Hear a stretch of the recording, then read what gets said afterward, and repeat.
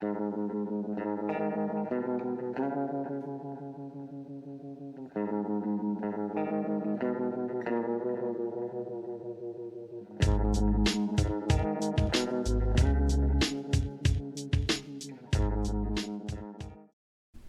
back to Appalachian Dim Sum. Where our entertainment is our comfort food. And this is episode 43. I got the episode number wrong on the slide here. Oh well. Yeah, we're the only people that would even know. So. Right. Even if you're watching, you probably never even noticed I had the episode numbers up there. So this is episode 43. This is desserts for the month. Yes. We are continuing our battle against technology. Yeah. Trying to figure out our new edition of our microphones. We're getting close. Yeah. Hopefully we figured it out, but we won't know until after. We still would like to get it to where we have audio and video all into one source, but right. I think for right now it's going to have to be recorded separately, and that means that you get to go try to piece it together. Yeah. So, well, that's how the professionals do it. So we'll see if that or if it ends up next time we post one if it looks like a Godzilla movie. That's right. Our mouths don't exactly match the audio doesn't match the mouth flaps, as the anime community would say. Hey, you know what? We would at least be more thematically appropriate. That's true. Yeah. All right, so this is actually, we usually record all at once, or at least we try to. We don't do it often because we take a long time. We run out of time. Yeah. We're usually like, let's start at 9, and it'll be like 11, and we're like, we're about ready to record. I mean, I got here, it was like 8:30, I think, and between having our dessert, which was kind of our breakfast, and checking out these microphones and trying a different couple of ways to get the audio, it's 10:30. Yeah. Which is okay. Yeah, it's fine. Yeah. It is hard to. It just means we can't. That's why we have a hard time recording an entire month at once. We've kind of gotten to a groove to where we do 2 recordings a month, which is fine. At some point, we'll be the talent that just walks in and sits down and does it and then leaves. And right. Leaves with everybody else. Everybody else, yeah. We're not there yet. No. I don't know. This is our 12th month of doing this. Yeah. So I don't know. We haven't gotten. We are pretty much no closer to that goal than we were in the first month. So. Have some ideas. We'll talk about it sometime. Okay. I'm just trying to get a few more things out there, because really right now we post it and that's it. Then it's like, we hope you find it. Yeah. Right. We post it and we hope you find it. I actually the other morning actually on Monday, because we post on Mondays, I was like, oh my goodness, it's Monday. I completely spaced out, and I had to hurry up and upload everything. I need to do it beforehand and then do the, because I have done this a couple of times where you schedule it to upload, but I don't know, can you schedule tweets? Is that a thing? Oh, I have no idea. See, because that's the thing, I was always like, well, I'm going to need to do the tweet to tweet it out and let everybody know, all the bots that follow us, that they can listen to us or watch the video. But I can schedule YouTube, I can schedule the podcast on Spotify, but I don't know how to make a tweet with those links scheduled, Yeah. What I need to do is definitely beyond me. I can schedule my YouTube stuff that I've done in the past, and that's all I got. That's pretty self-explanatory. That's a big screen that pops up when you're uploading your YouTube stuff. So it's kind of hard. It's like, when do you want it? Kind of hard not to figure that one out. What I should do is get X back on my phone, because I deleted it, because it's one of those things. If it's there, you're going to check it out. Yeah. Check it every couple 3, 10 times a day. Spend half the day sitting there watching stuff and being like, get mad. Yeah, so I deleted it off my phone, and that's been helpful. But if I put it back on my phone, I could just on the go, because that's the whole thing. Is if I'm not at home, I'm not at my computer, I can't tweet. But if I think that might be the solution, is to re-download Twitter. Yeah. Grumble. How's your 2026 been so far? Insanely busy. That's good. To the point that, again, we were talking about days and schedules and stuff, and I'm like, I have no idea. Is it still January? Right. That's kind of where I'm at. But Hey, we've had a one of our biggest shows of the year is MagFest. It's a 4-day, 24-hour day music and gaming festival. We just got back from that, and all the prep trying to get ready for that, and going to a card show before that just to buy product to just take up there. It's seems like once Christmas, the holidays started and family was in, and just there I haven't had a day where I've been able to sit anywhere and just put my feet up and just watch something, or usually take a nap. Right. That's what watching something is for me. I was trying to rewatch some of the, not the dessert, the coffee service films. Yeah. And that was happening to me. I put it on, get halfway through, wake up, the credits are rolling. I had my first nap movie last night. I turned on the Meg 2 because it's on Prime. Is that the shark? The transporter versus the shark. Okay, yeah. I didn't realize there were two of those. It seemed like it was an okay start to a movie with a pretty generic story about a shark. And then when I woke up at the end, there were dinosaurs chasing people around a beach. And I have no idea how we got from one to the other. That's great. So I rolled back over and went back to sleep. I have no idea where that went. I was like, right. Yep. Those are movies that are meant for me to nap to. I'm wondering if it's a Pacific Rim type situation where there's a time rift. That's where the Meg came from, was a time portal. The whole thing was there was some kind of temperature barrier that got you to a deeper part of the sea that all the prehistoric stuff didn't ever cross, and that's why we didn't ever see it. Interesting enough idea for a movie, but how that translated to them all being on the beach and chasing people around. They were actually little bipedal dinosaur. I don't know. They weren't supposed to be T-Rexes or anything. They were smaller. I don't even know what they were and where they came from and how they came into a shark movie. But it's probably not going to go back and try to pursue that and figure out where all that was. I have seen videos online where deep sea divers found a layer of denser water, and so it looked like a lake underneath the water. I think that was kind of what they were trying to hint at. And all you got to do is you got to say, I don't know if this is the film, but be like, oh, a volcanic event erupted and it splooshed all the dinosaurs out. I think it was supposed to be a hyper cold barrier, and then underneath it was all heated water that was friendly to prehistoric life or something. I don't know. Yeah, now I'm curious about, because I can understand prehistoric fish and stuff, plesiosaurs and those the long necks. Yeah. But land animals? Interesting. Got no idea where. The movie starts off showing a series of a smaller animal eating a bigger animal, then a T-Rex coming eating the mid-sized animal, and then the megalodon coming up and grabbing the T-Rex. And I thought that was somebody having fun with special effects. But somehow or another, all of those animals showed up at the end of the movie again, even though at the beginning it was at 4 million BC. Or 40 million, whatever it was supposed to be. Maybe the Meg vomited them up. Blech. It could have been. Maybe Jason Statham, his kung fu, brought them back to life or something. Does he ever punch a shark? Don't know. I may have slept through that part. He was supposed to be an environmental investigator or something. That's believable. And within 2 minutes, he was karate fighting 5 people. I'm like, yep.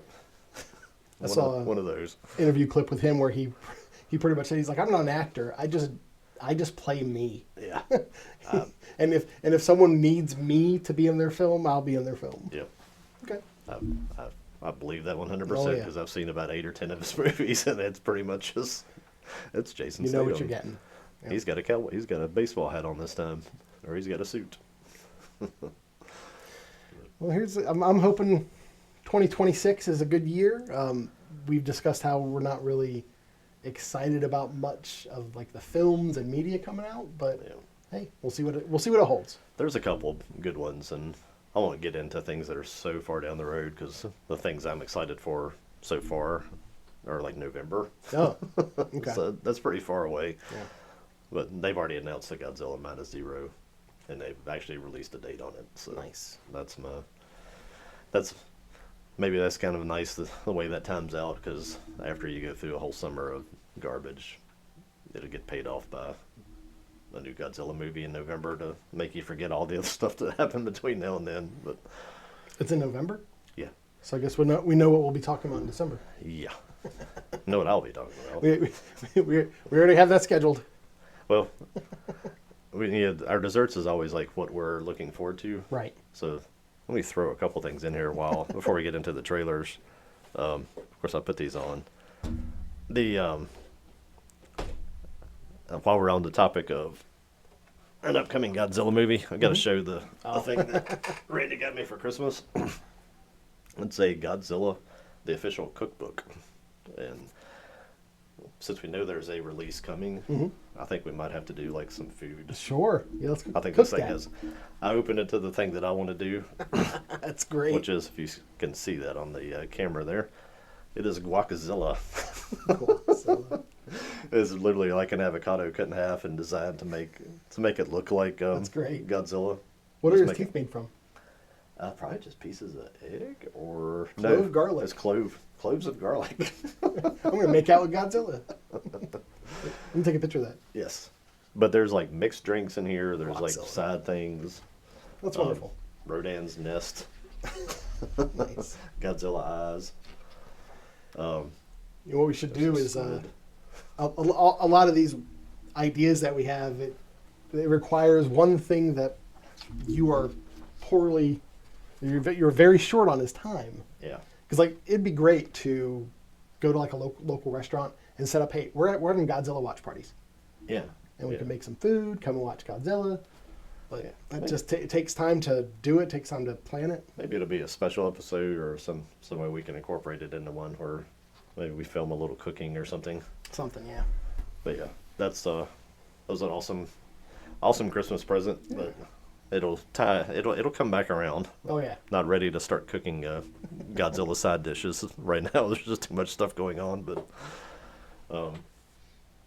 but on that topic too, I think you were showing me a model or a Lego thing last night. And I was like, I gotta show you something too. Okay.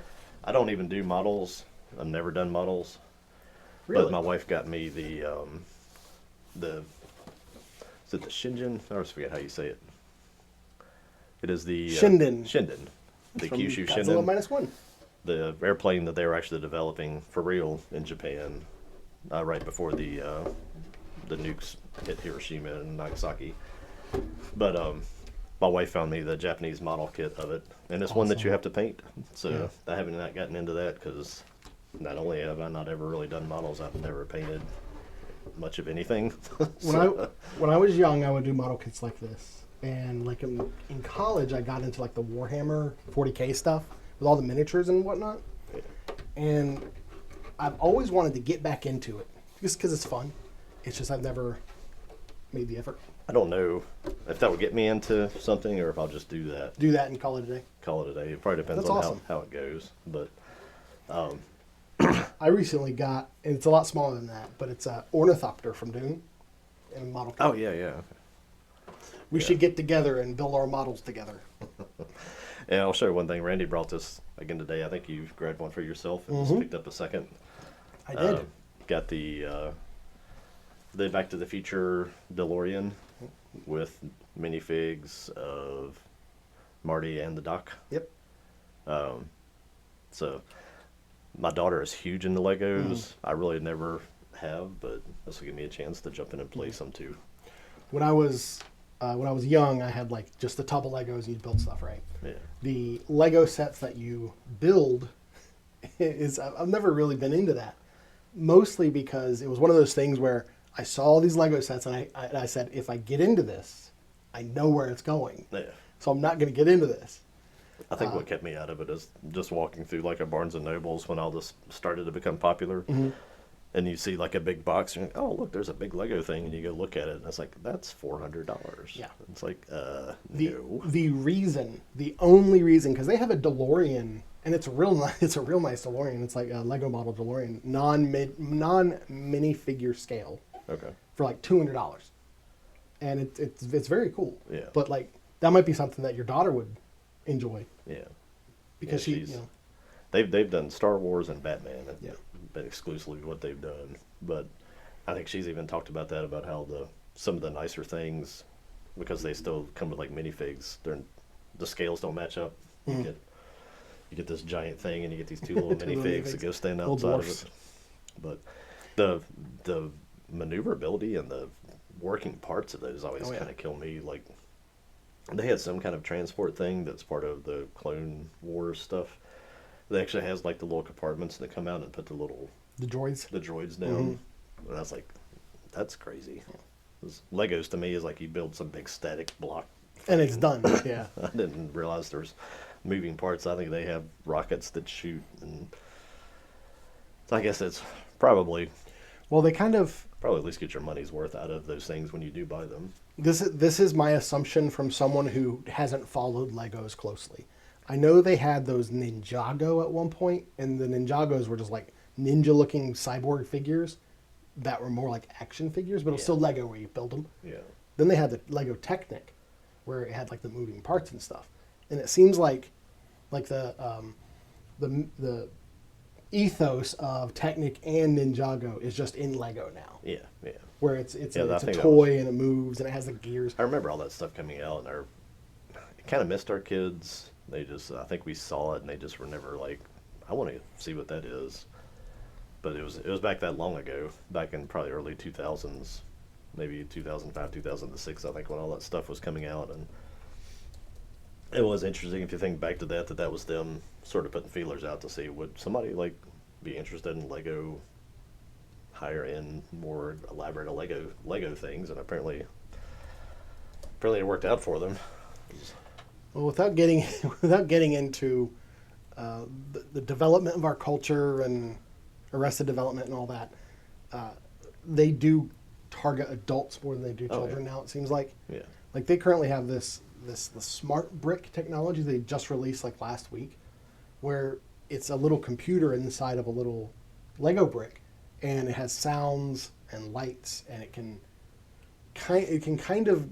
doesn't really control like motor wise, but like for example, they have an X-wing, and you put the little brick in the X-wing, and it can light up different things on the X-wing, like the little minifigures now their little lightsabers will light up. Huh. And if you're holding the X-wing and you kind of like move it around, it makes the swishing sound of the like of the X-wing.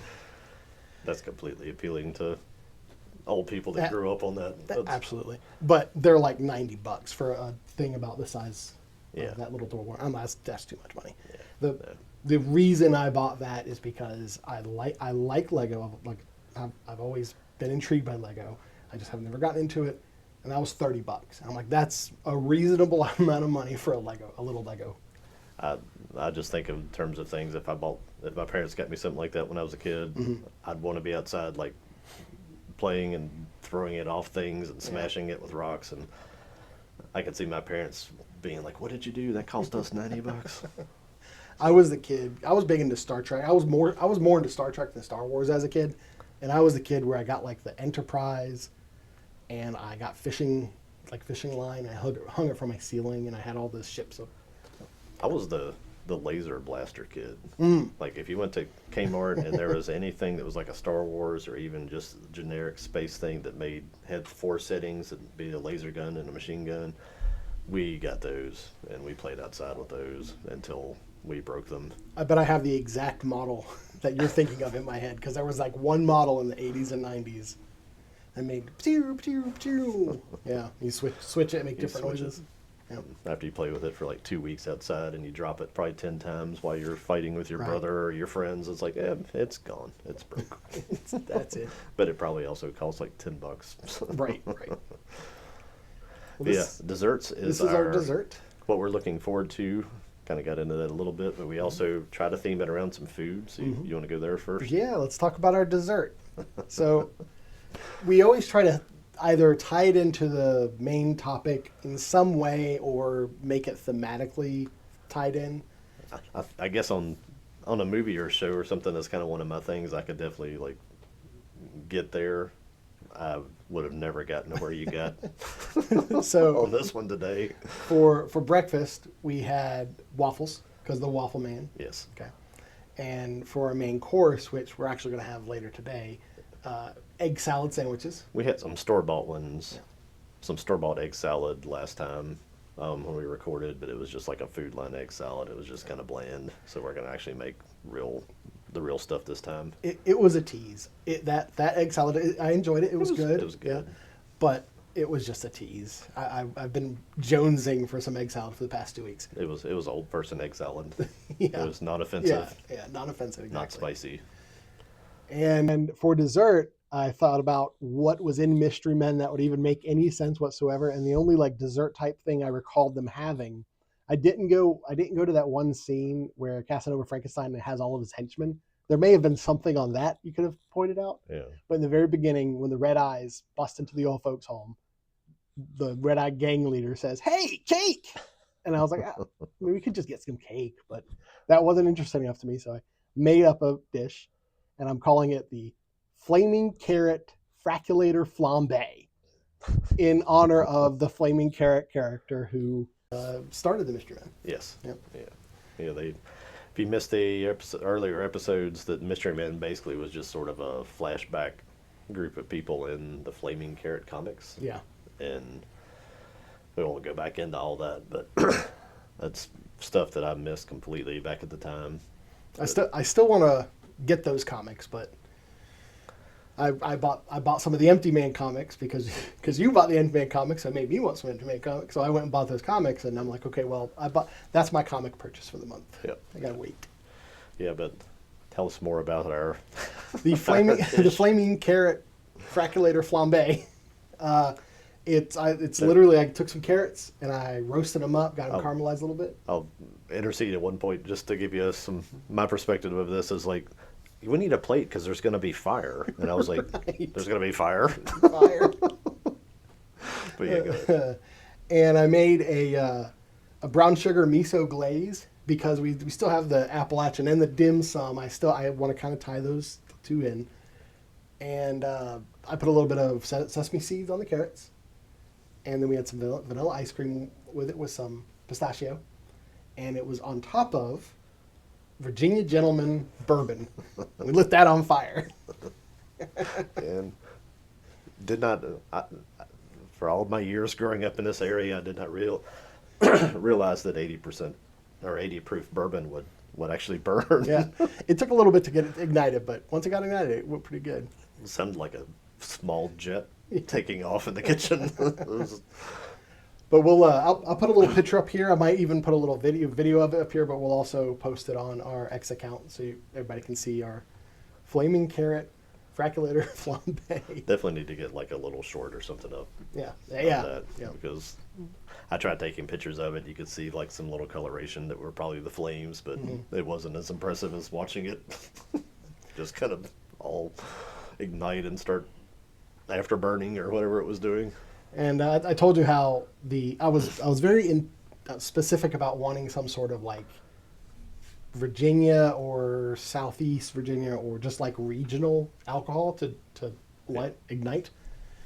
There's probably better alcohol that would burn nicer. If I'd known we were going there, I could have just got us some moonshine. But I don't have the means to get that on the drop of a hat. I have to make a couple phone calls. So, but yeah, that's if you want to probably burn something. That'll burn clean. It may have actually just melted everything on the plate if we'd done that. But I think it might burn a little hotter than than Virginia Gentleman bourbon. I tried the bourbon by itself. I wasn't too pleased with it.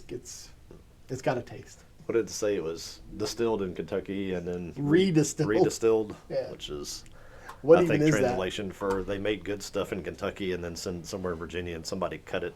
Yeah, probably. All right. Well, I enjoyed it. I thought it was a good flavor. I enjoyed the dish better without the bourbon. Just the carrots and the ice cream when I was taste testing it last night when I was making it. Yeah. But I definitely think I'll do the roasted carrots at some point. It was pretty good. I'm still picturing your wife walking through when you've got ice cream and carrots on a plate and you're sitting there with like trying to light it on fire. Like a grill starter trying to start a fire. Like, hey, honey, come taste this. Like, what are you doing? She is used to my shenanigans in the kitchen at this point. All right. Well, you want to move on to what we're looking forward to? Yeah, and we talked about this a little bit coming in. Our desserts on what we're looking forward to. We tried to do trailers straight up. when we started this, and we just showed the trailers, and then YouTube doesn't like that. So we're trying to figure out a way to kind of retool that. And Yeah. do we have the ability to pull them up here this time, or? I did not do the 30-second because we talked about getting like 30-second clips. Yeah. And that would add like 3 minutes to the runtime. Yeah. Yeah. 3 minutes? It's not enough. That's not enough. But can we pull up the trailers We themselves? can, yeah. Yeah. I'm kind of thinking about like just pulling up the trailers and muting them, Mhm. and then just showing a little bit and pausing them. So whatever it is YouTube's trying to police, it doesn't do it, but Yeah, we got to get around it somehow. I think it's still a valid thing to kind of do, sort of look at some of these upcoming things and see what we think of them. But Yeah, and it's we were racking our brains because there are people who like their whole channel is them watching trailers and reacting to them, and they watch the whole trailer. yeah. But whatever, we can't do it. Oh, it's starting. Gotta hear it. So, do you want to just mute it at this point? Yeah, let's just mute it. All right. So what I'm going to do with the audio is I'll probably put like our little opening song and whatnot over it. But then you couldn't hear us. Are we going to comment while we watch Yeah, I it? would comment while we watch it. Let's just try that. We're figuring this out live. Yeah, we'll do it live. Who was that? There was someone who got. Well, Screw it, we'll do it live. what we're looking at first is one of my picks, and Mm-hmm. this is one that you're probably much more knowledgeable of, but it's one that I really want to see because I really love the movie.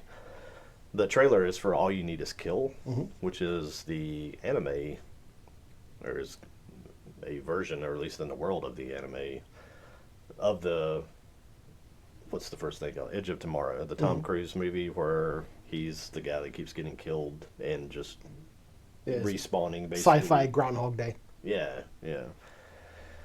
And I think we talked about this in previous shows that, like, you brought the manga to Mhm. me at work, and I just couldn't get to it. And I was looking last night. Is there 2 of them? 2 volumes. 2 volumes? Hmm. I thought I saw one that has, like, this girl, I think it's Rita in the manga. It had her on one cover, and it had Keiji on the other one. So I don't know if there's 2 different stories or what. I kind of like in this one not really knowing the manga because I just kind of want to see I really like the film, and I know that the film's probably a variation away from probably what the original story was with Tom Cruise getting added into it. Yeah. But I enjoy it, so I just don't want to I want to go back and read the source material after I've seen all the other stuff. So I'm not in a hurry to read this stuff, but It says there are 2 manga volumes. yeah. It's been so long since I've read that. I don't recall if I even had both. I might have just bought the one. I might need to get the second one. The girl that this is going to be based on, let me pull this up, is Rita. Mhm. And is Rita supposed to be Emily Blunt in the movie? Yeah. It's basically the same character. If you don't know It's that definitely movie, an adaptation of the story, not. well, I think what I was reading is what this thing that's coming out is going to be I think based off of that second volume that is from her perspective. Oh, okay. And if you know the movie, if you don't know the movie, Emily Blunt was the God, what did they call her? They had a name for her in the movie. Where she was just like almost sort of like Joan of Arc. She was Yeah, I the remember there was a savior. nickname for her. But she was on all the posters. She was kind of like the inspiration for everybody that was coming to fight these aliens that showed up and just basically quickly just decimated most of the world and kind of got to where they were just a few places we were holding them off, and that was the whole thing. The Angel of Verdun. Angel of Verdun. Yeah. I don't know if that was a thing they made just for the Rita movie. Rataski. Yeah. Yeah, man, that's one of those things where that would have been awesome if 2 years later they were able to make a sequel. Yeah. Yeah. I just hope they don't do the thing where, like, in 10 years from now, they're like, yeah, let's make a sequel. Yeah. And I think the Hollywood should have a rule of 10 years. If you don't make another movie within 10 years, don't do it. Yeah. Well, this might be the best way to follow Yeah, it up is to come absolutely. back with an anime. But Yeah, absolutely. this kind of focuses on her, but I think it does. She's just like Tom Cruise or KG, whichever one you're referring to, Mm-hmm. is trapped into the time loop, and they both interact with each other and both kind of figure out that they're having the same experience. And again, don't know how this compares at all, movie to book or anything like that. I'm sure that this anime will be closer to the manga volume than the movie might have been. I don't know. So what we're gonna do is we're gonna watch the trailer, and either, I don't know, we'll mute it, we'll overlay some music, or I might just cut it, and like you were saying, the 30 seconds of the trailer, I'll pull out just a small snippet of the trailer. Or we can just pause it when you see something. Play it. Once you get it going, just. Well, it's gonna. We'll see. We'll see. Yeah. We're doing it live. All right, here we go. We're gonna turn around and watch, or we're gonna watch it on the. I'm gonna watch it here, so I'll be facing the mic. That'll work. We'll have it up here behind us as well. Well, that might help with not getting copyright stricken. Yeah. Just gotta find the. I'm clicking all sorts of stuff. I have it up on the TV right now. That's my issue. And controlling the mouse while you're backwards is weird. All right, so let's. You gotta learn to drive a Bobcat. Yeah. Everything's backwards. Oh, really? You want to go forwards, you pull back. Here we go. By Studio. Muted. Death is actually. Yeah, we'll lose some content on the. We'll just do it. We'll just do it low. Maybe we do closed captions. Yeah, and go ahead and pause it there. Yeah. On the. I don't remember exactly that kind of image. We see the trailer. It starts off with her seeing like this giant flower. And is that what he basically at the end of the movie? Is that what he saw when he went to go try to sever the connection with this thing at the end? That's probably that's probably what that is the mother alien essentially. Because it was like it was deep underground in the movie, and they And- showed this thing like it's as tall as like a mushroom cloud, just in the middle of. Well, and in the manga, the alien creature isn't this. I mean, I don't even know how to describe it. In All You Need Is Kill, it's like this crystalline tentacle monster kind of thing. It's not really that in the manga. They're like these spheres with spikes. Okay. Because like the aliens look different, so that's And there was probably also- why that looks different. There's also just like the ones that were the ones that made you get that link to the alien and get you into the time loop. Like if you killed like one of the just regular ones, you didn't have that scenario, but there was like a sort of like a mini boss Right. that showed up. And did it bleed onto him or something Yeah, all like his that? guts got all over him. Yeah, that was how he originally got melded with it and got caught into this time loop because it. Yeah, because he got that. I think what it was is like that the alien was activating its time, like reversal power or whatever, Yeah. as he died. Yeah. So it's one of those things where it had to happen in a very specific way for that to activate in a human. They couldn't just like kill an alien and slather themselves with their blood and then now they have the power. Yeah, but I'll talk more about the animation and stuff in this thing after we get through the trailer. But very specific style that you see in this very early, which I'll comment on as we get to the end of it. Yeah, that is definitely the first thing that strikes you about it is the style. Do you know the studio that made this? Yes, Studio 4C. What else did they make? They did. The most notable ones for me are Right here. Taconic It tells you. Animatrix. It's I in looked the that trailer. up last night, and it's on the trailer. Taconic. What? In the Matrix, they did Beyond, which was the one with that girl and the cat. Yeah. And that was actually a little sort of a time loop thing too. They did the Second Renaissance, Beautiful piece of work. and then they did different kind of art style, but they also did the kid story, Okay. and then the detective story. The kid's story in The Matrix, it's weird. We just talk about all sorts of stuff. The kid's story in The Matrix is the story that you could tell the Wachowskis cared the most from I cared the least about. Yeah. They're like, oh, this is was- a wonderful, beautiful story that really gets at the heart of that. And I'm like, whatever. Well, they brought the kid from that little short into the second movie. He became an unnecessary character. in Yeah, the rest of the movies. he really did. He had to be the guy who went out and got in the suit in the third movie to keep it piloted. But But So have now you I'm seen- curious Have you if- seen Have you seen Taconic Creek? I have not. We need to watch that sometime.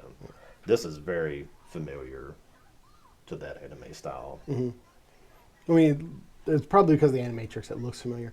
Now, I'm really curious because the movie isn't like. Could you watch this in relation to the movie in any way whatsoever? Probably not. I don't know. Pause her again there. The Emily Blunt is sort of like a hardened adult. Mm-hmm. This looks like it's very young, high school age, Yeah. too. And again, having not ever read the books, I don't know what, Dude, because it wasn't even like a manga first. It was a like a light novel or something, wasn't it? Oh, really? And Okay. Then they made it into a have you, manga series. have you ever read any Japanese light novels?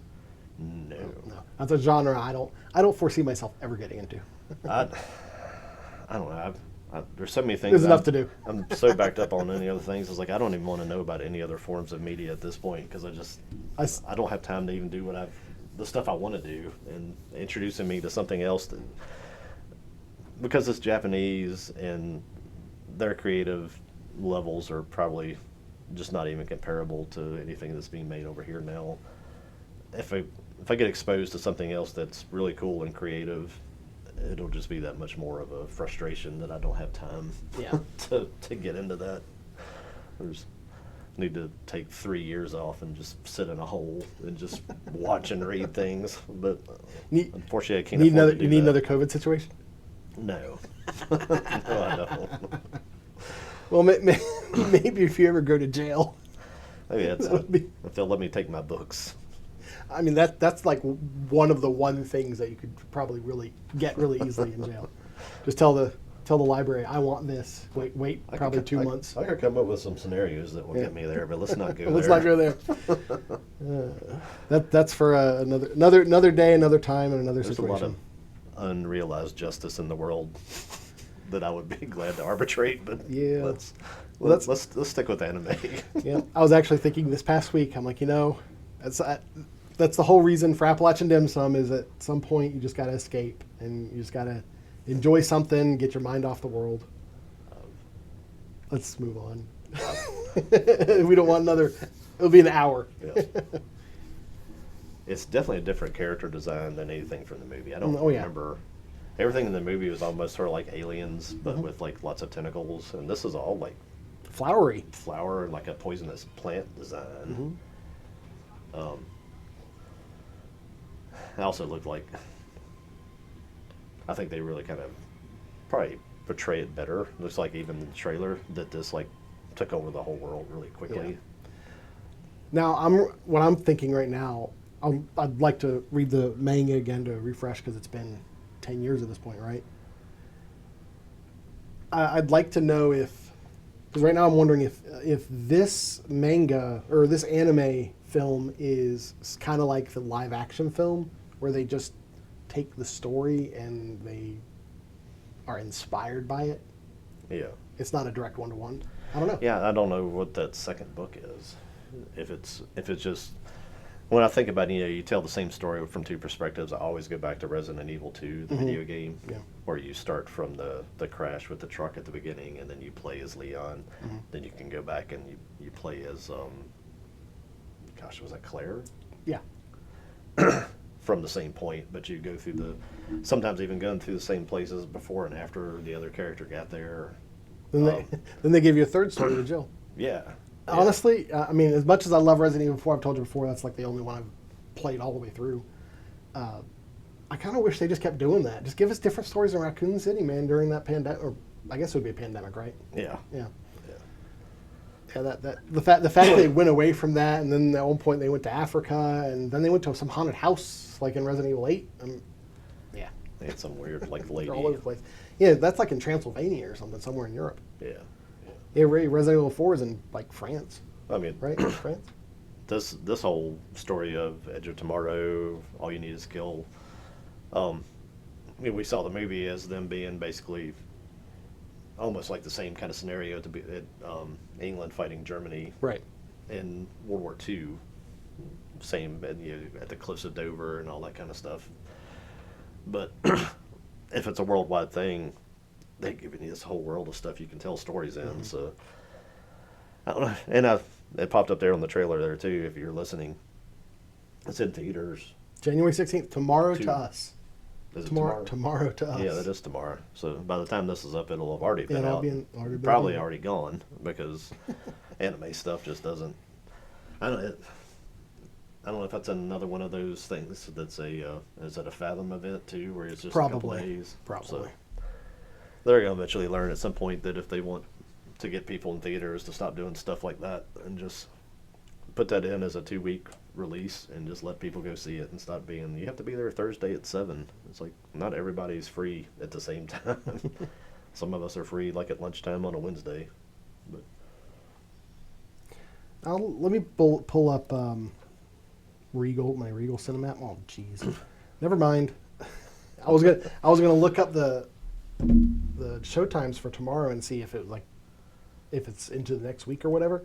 But I have an iPhone, and the iPhone apparently likes to delete apps if you don't use them after a period of time. That has been really frustrating me recently. yeah, I'd love for my computers to just do stuff without asking me. That's great. Right, exactly. It's wonderful. I can't honestly really remember the story of Takana Creed. I've got it on DVD over there. It's been so long since I watched it. I'll borrow that when I bring your Hellsing back. I haven't finished that yet. Yeah, but anime styles is very familiar. It's almost kind of, I don't know what you call it. It's a simpler style, not as harsh of a style, a lot more kind of colorful, maybe a little bit more artsy is the right word to throw in there. But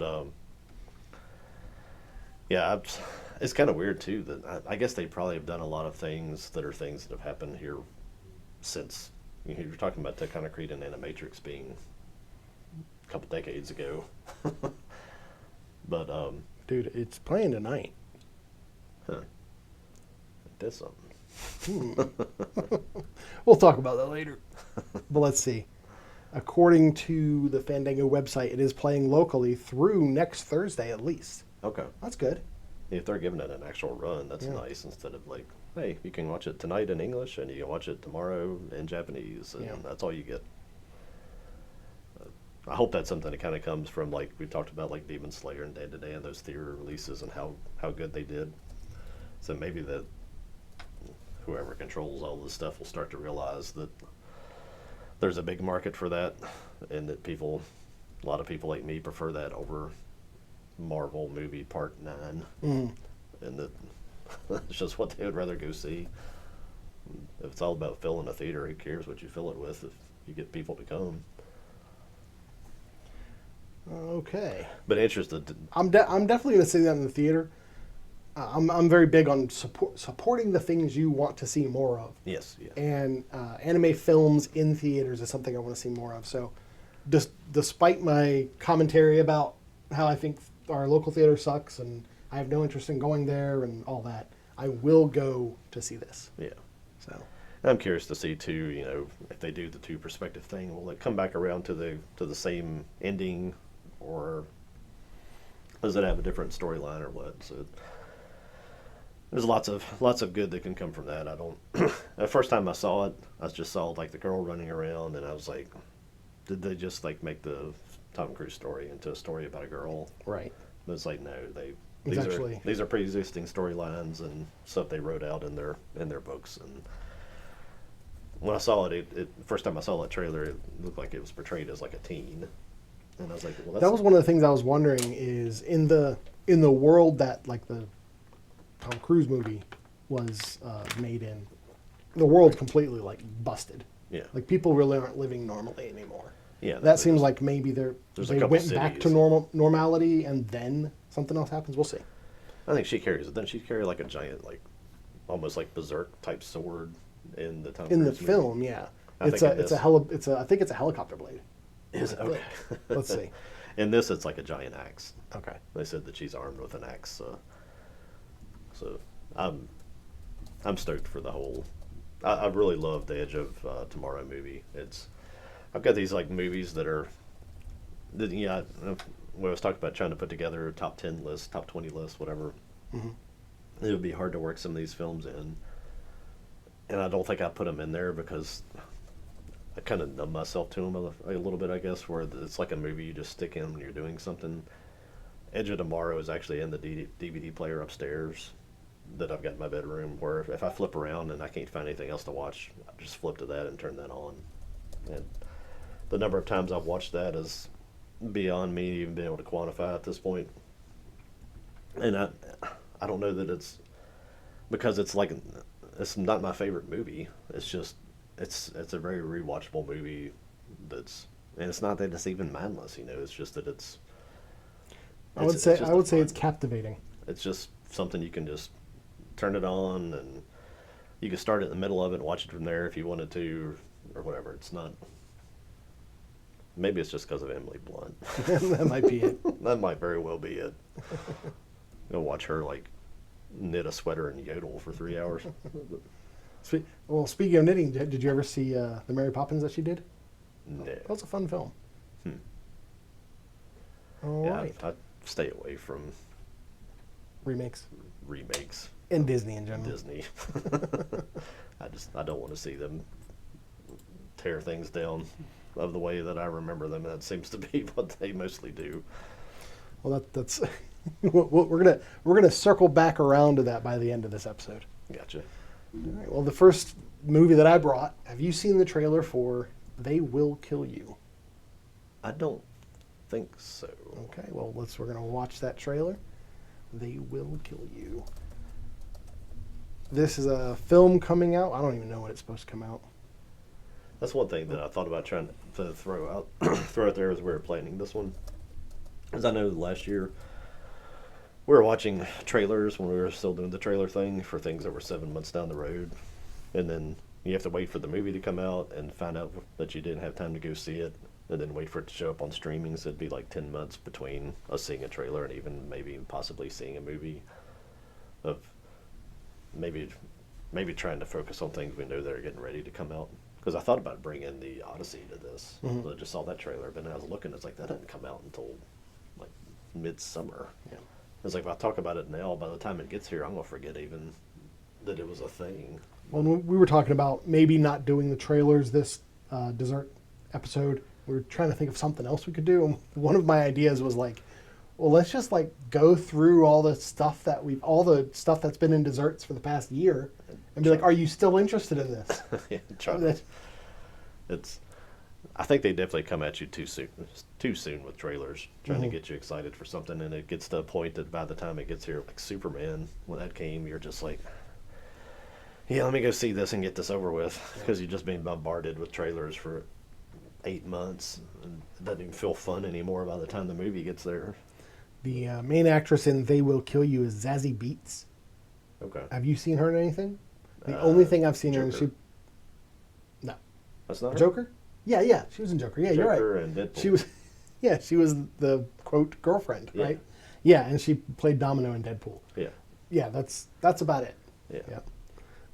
When does this come? This is March 27th. That's not too far. That's not too far away.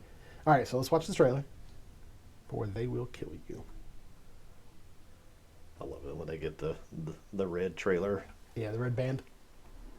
At one point, I thought red band was like something to do with like an actual band.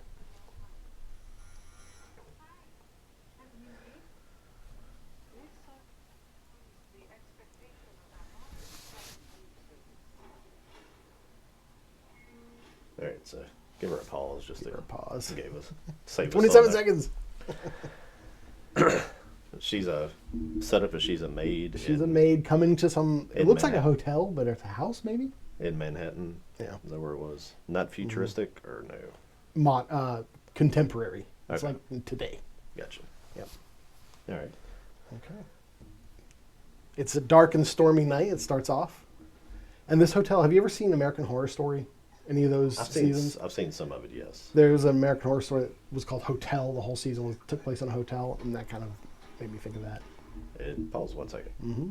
Did they not just say they have to make a human sacrifice? That's to right. Satan? That's exactly. Just straight up, this family worships Satan, and they need a sacrifice. And tonight you are the offering, is what she's told by another man who is there in the ducks.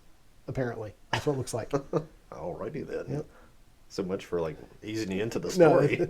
so that's one of the things I like about this is it reminds me of some other movies like The Hunt and what was that movie? Oh goodness. Yeah, pause her again. Yeah, you definitely. She just rolled out a thing with like a hammer and a sawed-off double barrel. Shotgun, shot the dude, and he went flying across the room. Let's see. It was like hide or seek or something. There's a movie with it's like a bride, and they're trying to kill her. Yeah. I don't know if that's hiding. I know exactly the one you're talking about. Our old brains, man. I have never seen that movie. I've seen that trailer as well. Again. Ready or Not. That's yeah. it. Yep, Ready or Not. That is what Ready or Not is exactly what I thought of when I was that film is what I thought of when I saw this trailer. I was like, it's a similar premise. Yeah, I like it too when you just make like an hour and 30-minute movie that's just here's the premise, let's do it. Have fun. Yeah, And it's from the director of It, which that doesn't really mean a lot to me because I cared more about It because of What was that? because of Stephen King. She cut his foot off with a machete. I would like some kind of laser thing. Oh, she gets stabbed in the back by a little kid. I'll said it again. It was just like an 8-year-old just Yeah. ran across and stabbed her in the back. Stabbed in the back. She turns around. Are they in the subway there? No, it looks like they're just running down the Okay, they're hotel still hall. back the wall. Yeah. Yeah, this is almost like what's the Japanese thing where they're all on the island? Is it Battle Royale? Yeah. And it's just like that. It just starts and it's like, yep. Mm-hmm.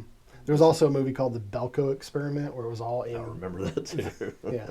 So sometimes just a movie with a bunch of deaths and a bunch of action is fun, and that's what this looks like to me. Arming everybody with golf clubs, axes, and baseball bats. And it looks like the directorial style evokes both. Ouch. I would say both Quentin Tarantino and Sam Raimi. There seems to be a lot of really specific decisions made. Because sometimes it seems like the director is just, the things are happening and the director is just pointing a camera. But this one looks like they deliberately I want this shot to look like this. Yeah, pause that again. A flaming axe. Is she like down an eye? Probably. Let's see. She's like, Let's go back. No. oh, she's just No. bloodied up. Just bloodied up. Bloodied up. She's got an axe. The end of the axe is on fire. It's great. There was a scene right before that too. There was she and a lady just standing like the length of a mattress across from each other. Were they throwing a hatchet back and forth? Yeah, yeah. Wow.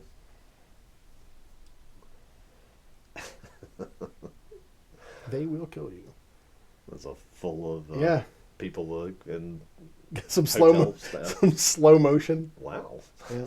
Cleave someone in two. Yeah. I think it looks like a bloody fun time. Little bathroom brawl. Yeah. March 27th. Not sure that's the kind of thing that I'm dropping $15 on. Right. But if that pops onto a streaming service that I can say I'm 100% down. Yeah, I'm for sure. that. I'm sure it'll. Yeah, I'm sure it'll go to streaming quite quickly. You heard about Netflix buying Warner Brothers? Yeah. Yeah, I've heard that they tried to stop it and there's been counter offers. Yeah, I think. That's one of the nice things about From Christmas to Now is that I've noticed some news a few times, but for the most part, I've just tried to not turn it on at all. And you are definitely in a much happier place if you just don't watch any of it. But I think I woke up to the Maduro getting caught one morning at we're in a hotel at a show. I was just turned on the news and I was like, "We did what?" Yeah. But I've lost track of the whole Netflix thing to know even where that is. I have to tell you, out of all the companies, because companies will merge. Out of all the different streaming platforms and whatnot, if I could have chosen someone to buy Warner Brothers, it would have been Apple. Yeah. Like having Batman and Superman and Dune on. Or Apple or Paramount, either one. Yeah, Paramount was the one who tried to block them. Okay. Paramount tried to put in another competing bid. Okay. But I can see that stuff on Apple TV. You also have HBO. They could have gobbled them up. Almost anyone but Netflix, man. Having it in the hands of Netflix is concerning. Yeah, because, I mean, I've enjoyed some of the stuff that I've watched on Netflix, but like we were talking before, where it was like with the Dracula, like there's a little bit of that Netflix desire, that Netflix. What's the way the drinker always on his videos? He'll be like, the message. Oh, the message. Okay, yeah. The Netflix agenda, I guess. That's all I heard about the Stranger Things, and I wasn't super interested in watching that. I was gonna say I just from the 4th season, I had no interest in the 5th season at all. I wasn't interested in seeing how that all wrapped up, and then you see like the big deal they made out of that whole thing, and I was like, can you not just do a show anymore without just doing that kind of stuff? I was like, nobody cares about that. You know how I told you I get in the situation where there's a sunk cost fallacy, where I'm like, well, I've watched this much of that, I should go ahead and finish it. The fact that I didn't feel that for Stranger Things says a lot about the series itself. Yeah. Speaking of American Horror Story, when Stranger Things first came out, and then they announced there was a 2nd season, I was really hoping it would be that. I was hoping that we would get another story about the Upside Down at a different time in a different place. Yeah. I still think that's the way they should have gone. Instead of 40-year-olds on bicycles. Yeah, seriously. Those actors look old now. It was fun while the first couple of seasons. I mean, it took, 10 years to make 5 seasons? Come on. Yeah. And all that was delayed by everybody wanting to go out and do these different projects, and they all... Well, that and COVID, too. I watched a little, interview about it, and that was what the Duffer brothers say, is that COVID really messed them up. If you did all of Millie Bobby Brown, is that Millie Bobby Brown, yep. If you did all of her content from the start of that until now, there's nothing there that she did in the middle. They couldn't have waited for her to just do Stranger Things first and be done with it. And wasn't the Electric State. And I was actually typing that out, the Electric State. She inserted herself into Godzilla movies and had absolutely... I forgot she was in that. Yeah, you might as well forget she's in it because she has nothing to do. It's just, here's a Godzilla movie, and here's her and some guys running around being stupid. And the Electric State has Chris Pratt in it, and I remember the art that the Electric State is based off of from, back in 2012, 2015. And the art's great. The artist is a fantastic artist, and hey, good on him for getting that bag. That's my feeling. Yeah. I have zero interest in seeing this film. I've heard horrible things. I've heard it's awful, and again, if it's awful because of the way it was produced, do it when you have time to do it. Yeah. Don't try to squeeze it into some window and get it released by this time, because that's how crap gets made, and that's my assumption is that it's just that they tried to make a movie out of art. Yeah. There was the art doesn't have a story, and they're like, well, we've got to come up with a reason for this world, and we have to come up with something for them to do in this world. And people in Hollywood were like, immigration. Is that what it's about? I think so. I think it was kind of based on that whole just thing that people just, I'm so tired of hearing any of that kind of stuff, man. It's like we've got laws, enforce them. But if you want to be virtuous about something, go help people that are here. There's plenty of people here that need it. We've talked about before, what our rating system would be for films and whatnot. And at this point, I think going to see it in the theater, if we had a rating for how excited we are for something, and if we bring a trailer to talk about, there's a base level of excitement. We're at least interested. But going to see it in the theater, waiting for it to stream. And I don't even know if anything would be below that. Watching it, if there's absolutely nothing else better to do, and the bottom would be, I'm not watching that if it's still at. Yeah. I'm going to go sit outside and watch squirrels before I watch that. Right. Maybe that would be the bottom one. It'd be one squirrel. Yeah. It's I'd rather watch the squirrel pack twigs and pieces of leaves into the bottom of my van than go sit through that movie. They will kill you. I'm interested enough in it to where if they still made DVDs or Blu-rays. Oh, yeah. I would because for the longest time what I would do is I would buy a Blu-ray, and I did this with anime too with goodness, what is it called? What was the Crunchyroll bottom? Funimation. Yeah. I did this with Funimation. I would buy the anime and I'd get the digital copy for Funimation. I had my Funimation digital library and I loved it. It was fantastic. And Crunchyroll bought them and I'm still sore about it. But anyway, I would do that with the Blu-ray. Is I'd buy the Blu-ray and I would get the digital copy and I'd build my digital library. But I'm not ashamed. Excuse me. I'm not ashamed to admit I'm a big dumb male, and Zazie Beetz being in it sells it to me. If it's a story about something I don't want to hear about or something, then I'm probably not going to watch it. But well, there's always been, like, I mean, ever since the 70s, maybe even 60s, there's the trope of a horror film where there's the main girl and she watches people die all around her and she comes out on top. They call it the final girl, is what we call her. yeah. Yeah. But I don't think this doesn't look like a horror to me. Like I said, You could throw somebody else into that. I'd be completely not interested. Just if it was the wrong person. Absolutely, I agree. But yeah, with her, she's earned credit with me with the things I've seen her in. She's not just somebody that I'd stand around next to and be like, "Oh, you're pretty," but she's also really good. So I'm there. Yep. All right. The next film we're going to talk about is Return to Silent Hill. And that's kind of one of those cautious, like, man, I hope that's okay. What did you think of the first two? I love the first movie. Yeah, the first movie's fantastic. And you go back and like watch that, and it's like, man, you had Laurie Holden and oh my goodness, the other blonde. I don't have her name. She's like Rada. Yeah, I have no idea. Rada Mitchell. Okay. Something like that. Sure. With Sean Bean, all those people there. It's like, that was a really good cast of people and like kind of a, not a low budget, but sort of a middle budget horror movie. Right. I watched the second one and I don't think I got 30 minutes through it. It was just so, it didn't have a story. It was just nonsense. Rada Mitchell. Yeah. And plus, too, Silent Hill, I've never played any of the video games because once I started hearing about them, they were classic collectibles, and I'm like, I'm not down to spend $200 to get an old video game to play something that's Nintendo era graphics and all that stuff. So I've only approached this just from the film side of it. This looks good, but I kind of approached this one more cautiously, and like, I know this is a third release of a video game movie, and that's traditionally not a really strong area for film when you get into multiple iterations from some kind of video game concept into movies. But some of the imagery and stuff from Silent Hill is just so iconic, I guess, and it looks like they're really trying to work a lot of that into the trailer when you get to it.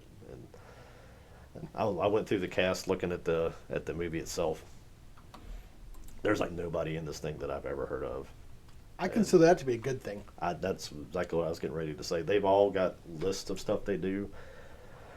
Most of them have done a lot of horror, but just not stuff that I've seen. Right. When I saw this first group of people looked up, I was like, this must be a bunch of so many people that act like you're supposed to know who they are, and I have no idea. From the Disney Channel? I always assumed they're from Game of Thrones. Oh, yeah. Because that went on for so long and had so many people in it, and so many people, that's how they kind of started their career. But I don't think any of these people were. They just looked like people that should have been in Game of Thrones. Gotcha. They look like they should. That's an interesting comment there. They look like they should have been. They look like they should have been there. Apparently, Return to Silent Hill is not a direct sequel to either of the previous films. It serves as a reboot, which is fine. I was looking at the names of the cast characters and going back to the names of the first, and it's not any crossover. So it is kind of like we were talking about just a second ago, like doing another film in that world that's not some kind of monkey off of the old thing or aping off of it or whatever the right phrase is. And that's kind of how the video games are. I've been a fan of Silent Hill since the very beginning. I remember seeing a little clip on like one of the PlayStation magazine or something, and it was showing the school, and it was like a little kid zombie. I was like, oh, that's creepy. I want to see that. Yeah.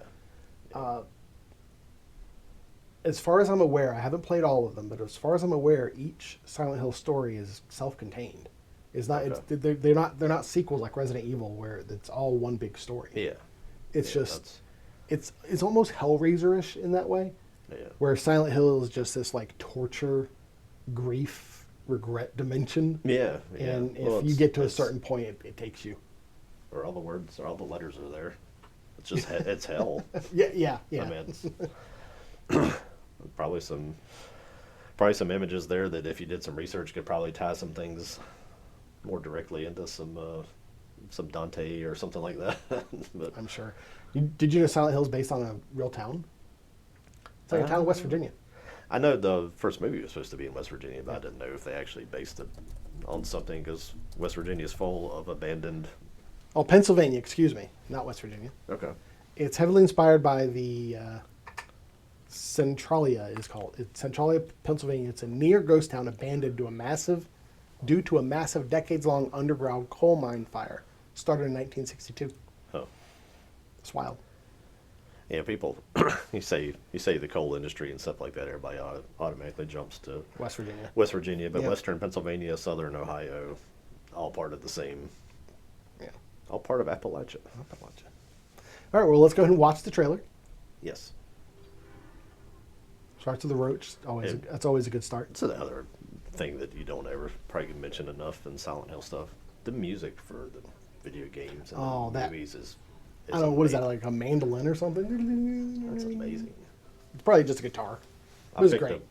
I picked up the Silent 2 music from Silent 2, like an import CD for my son, and it's one of those things you can just turn on and just chill to. It's so cool.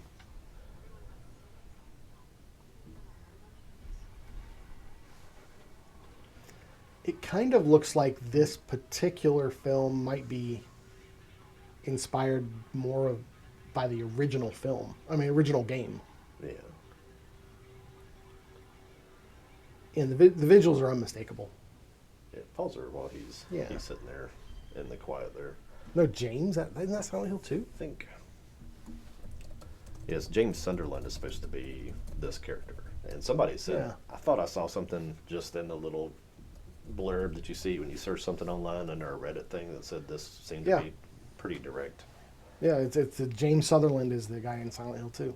And they recently remade the second Silent Hill, which kind of, I was like, why you're remaking the second one that's on the PlayStation 2? That one's more playable than the one on PlayStation 1. Why not remake the first one? Apparently, because the remake for the second one was popular, they're going back and remaking the first one now. Okay. But hey, bring them on.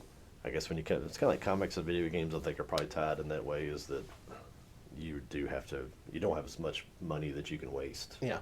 Like Disney can go make a crap movie because it's supported by everybody that goes and spends money in their parks and buys Disney shirts at Walmart, and just that massive financial background they have to support everything that they do, and it allows them to just produce flop after flop because it probably helps them, honestly, to produce the crap because they get to write off some of that stuff in taxes and Right. things like that. But a video game is so kind of focused that if you've got to have somebody ready to buy it, or it's like all these like little mini comic series and things I've collected over the years. Got 5 issues into a planned 8-issue run and just never finished because they just ran out of money. They didn't have that. They had to have that return to keep going. So kind of like that model though a little bit, because you're actually being forced to kind of focus on things that are what people want. Makes you, I think, produce a better product. I think, but When you're trying to actually sell a product, yeah, you want to make something that sells. you're trying to appeal to the fans instead of trying to tell the fans they're all stupid and they need to think differently. I don't know how. Well, I was going to say I don't know how Marvel still exists. No, they exist because of the MCU. They exist because they got bought. It exists because of Disney. Yeah. Zootopia paid for every bad Marvel movie this last year, and probably 2 more next year. And it's sick that that's a business model. But anyway, let's continue it is what watching it is. violent horror movies. Disney makes me want to watch No, horror. It said from director Christopher Gans. I have no idea who that is. Don't know. I think I looked that up, and it was not somebody that had done anything I was familiar with. That's probably the most one of the most commonly viewed cosplays that I see at least at General Comic Con. Silent Hill nurses. There's always at least a Silent Hill nurse, sometimes 2 or 3. Yeah. And that's since I've been doing cons in 2017-ish. That's straight across the board. You always see one, and you'll see a surprising number at like anime shows. You'll see the pyramid head, but I think because that's such a that's such a hard thing to walk around in, where they've got like the giant cardboard head on, and then they're carrying that giant sword. I saw a video once of a pyramid head cosplay where the guy had it was either a metal sword or it was a sword with just like some flint on it. And he was just dragging it across the ground. It was sparking. It was cool. That's awesome. Yeah. Yeah, that's both of those I think are fan favorites. Yeah. To where if you cosplay that, you're gonna get attention. Yeah. And if you're you throw it into the movies. Yeah, I think it's one of those things you can kind of probably just throw into any movie, and they're like, yes. Yeah.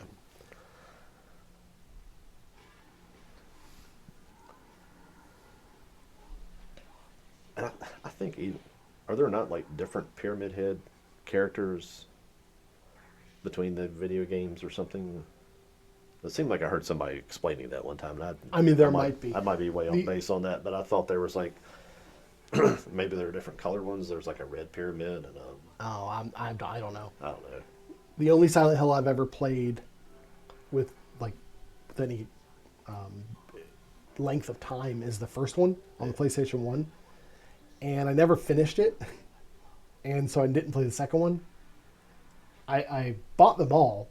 I played a little bit of the third one. Yeah, so I've been a fan of Silent Hill for a long time, but I have not gone through the media. Yeah, I saw it's like a Japanese composer or something as part of that. I wonder if it's the actual composer of Silent Hill, because you're talking about how good the music is. Yeah. Let's look that up. There's a vendor that we see at shows all the time. That's his business, is he goes to Japan and picks up stuff that doesn't get released here, like soundtracks to different anime shows and video games and all this stuff that you can get in Japan. It brings it back, and I think it's got to be a hard business to do, because I think especially now. I think when you do whether you go there in person and get it, or you get somebody to buy it and ship it to you, and all the extra costs that come on top of it, you get around to where you're having to sell like a music CD for $40 to $50 and sometimes more, and that's a hard sell. And some of it's worth it. It's really unique stuff. I've got a couple of the Godzilla soundtracks, just soundtracks from old Godzilla movies that he came across. And like I said, I picked up the Silent Hill thing from him. Because he was actually playing it when he was at a booth behind us, and I heard it, and of course you hear that initial Silent Hill music, and you're like, that guitar, your brain just goes straight to the movie. Yeah, he's composer for Silent Hill, Silent Hill 2, Silent Hill 3, Silent Hill 4. He's the Silent Hill composer. Yeah. Awesome. And I ended up buying it from him. He sold that one to me by just like playing it out loud, and I think he actually had several of them. I think I got like one of the last ones he had. He's like, yeah, every time I get this, I always sell out of it. Oh, I bet. But yeah, that movie is coming out on the 23rd. So again, will probably be out by I guess it'll come out right after this one probably goes up. But a lot of, I wouldn't say it's like a strong slate of stuff for January, but there's at least some interesting stuff. Well, it's more than you thought 2 months ago. January is kind of a dead time as far as like movies coming out, but there always seems to be like something. Yeah. They always put something at the end of January. Yeah, this was a better group of. This you mentioned Christopher Gans. I didn't make a note there. Mm-hmm. He did the first one. He did the first Silent Hill. He also did Brotherhood of the Wolf. Have you ever seen that thing? No, but I've heard it's like it's what the video game Bloodborne is heavily based on. It's like it's a werewolf movie, and it's like French people, but they all know like kung fu. Yeah. And I've seen it a couple times. We should watch it around, and I'm like, I don't know if I want to watch that because it's long too. Oh, really? And I was like, it's had my attention, and it's one of those things I just keep putting off whenever it pops up. And the other one that I didn't list out everything that he did. Did you see Necronomicon, the movie? From like the 90s? I don't know how many other ones there would be, but What's his Christopher? Christopher Gans. G-A-N-S? Christoph. Christoph, oh. Christoph Gans. He's a Frenchie. Or a Canadian-y. Christoph Gans. Well, he looks like he's... I figured if it was Necronomicon. I would have seen it. Well, the one, because of Evil Dead, that's exactly... I mean, I've seen the one from like the 80s, or the late 90s. Or the early 90s. Wow, yeah, 1993, yes. Okay. Yes. So that's the same guy. Okay. But he did do the first Silent Hill movie, so... And you can see that in that trailer, too, that it is... That second movie was kind of like... Then they try to make it like a theme park kind of thing. I don't even remember. The second Silent Hill? Yeah. He didn't do that one. Yeah, that's what I'm saying. Okay. Wasn't that second movie... Yeah, something like that. Horror house or... I've seen it once. I've watched the first film a few times, but Yeah. I've seen the second one once. I don't remember it too well. I don't remember it like looking the same Yeah. remotely as like the first one, and you can tell this trailer he understands that source material, and looks like it's going to be a lot of the same kind of visuals and stuff like that. So, And he is a really short director. I would really like to know. Is he a writer? And he's also a writer. No, only a couple. I'd like to know what he does aside from that. I would think in any of these things, if you just did what you wanted to do and did it well and made your money, you wouldn't have to do 18 movies a year. You're right. If you're not, if you're living modestly, you don't have to do a lot in Hollywood. Make a few investments with your stuff instead of going out and buying a Lamborghini and trouncing around Hollywood and buying some stupid mansion. It's kind of like it's like I've always said, if you could go like into the NFL and just like make league minimum for 5 years, you'd be set for life. Even if you never even set foot on the field, just take all your money and invest it, and you'd be good. But if you could coin a term of an actor or actress who does that, who just wastes their money, just lives well beyond their even rich means, it would either be caging it for Nicolas Cage or sniping it for Wesley Snipes. Because both of those men did that. Like, Nicolas Cage was buying islands and stuff, wasn't he? Goodness. I would believe that. Yeah. I kind of think of like the Frank Grillo, the guy that did the Werewolves movie. That he's like that backup QB guy that I talk about, who goes and gets on a roster and gets paid. Maybe has to play once or twice or something, but he's got a comfortable life if he's not an idiot, because he's still got a lot more income than you'd make if you were just doing blue collar work or something like that. Right. But well, I don't know if I'll go to the theater to see that. it's right there it's teetering. Yeah. It's kind of one of those things I wanted to come out and hear reception to it. And if everybody's like, oh man, you got to go see that, I'll probably will go see it in the theater.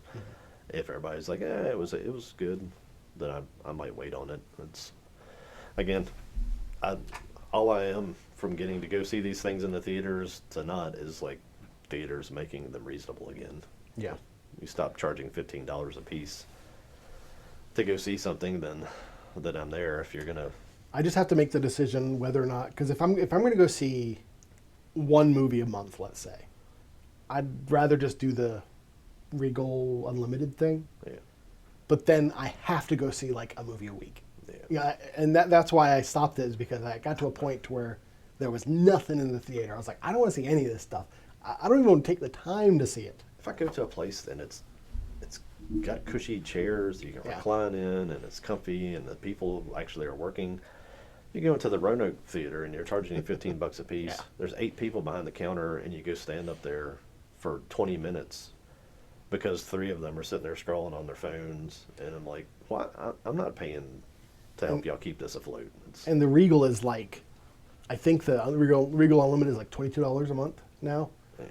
And back when I had it, I went to Florida at one point, and I went and saw a movie in Florida, and they were advertising it was like $15 a month. And I'm sitting in this real cushy chair that, it's not like the ones with like the base in it and stuff, but like the feet went up. Yeah. It was real nice. It doesn't like squeak every time you move. And yeah. And I'm like, wait a minute. So it's $15 a month here, but up where I'm from, it's $22 a month, and it's worse. Come on. You walk into the one in Roanoke, you've got the ticket thing out front they don't even use. Nah, that's just full of product now. You turn it around them so you could be inside and buy tickets, and they don't use that. There's a kiosk there that somehow or another, if you can figure out how to use that, I guess you can do that. Or you can wind through their little line where they're trying to sell you popcorn buckets that look like Tron, and go up to where they've got 8 spots where they can check you out, and they have one of them active. 1 or 2 active.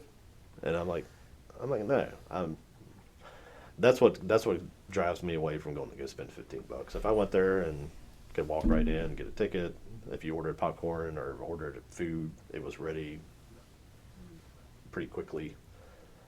I'd pay $15 to go, though. If it was a nice experience, but that's the problem. Yeah, it's that's not a nice that's the short version of what I'm saying. Yeah. Is that I go there and I get ticked off at It's unpleasant. how crappy the theater is and how just complacent all the people that are working are, and I'm like, nah, if I'm going to keep this afloat, it's not going to be on my $15 no.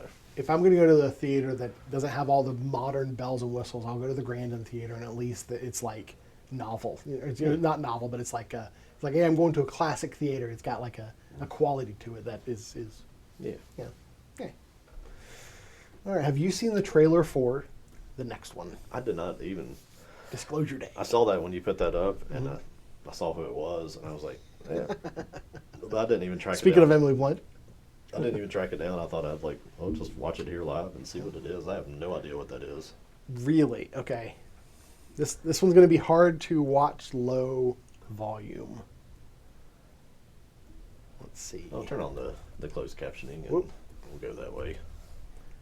I'm typing. There we go. Again, I think I said it here just a little while ago. I'd watch like Emily Blunt make peanut butter jelly sandwiches for 3 hours. So. Right. All right. So what's that? You'll see. I'll pause it for. You said turn on the closed captioning, but I'll pause it. Okay. When I have a comment about that. Who is that? I have no idea who that man is. Okay. There's some weird deer. And this is a film by Steven Spielberg.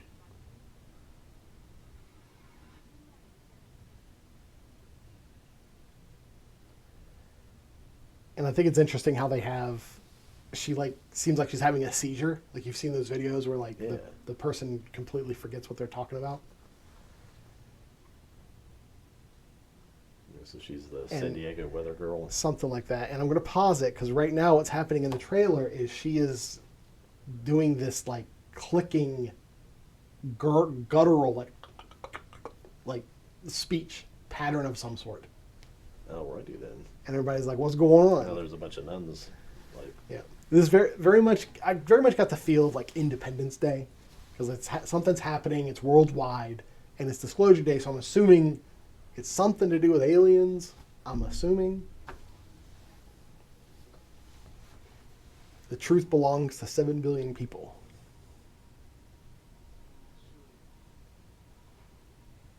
Seems like I should know who that guy is, but I'll have to look him up here after. I thought that was Mark Ruffalo for a second. I was like, well, you just shot that down.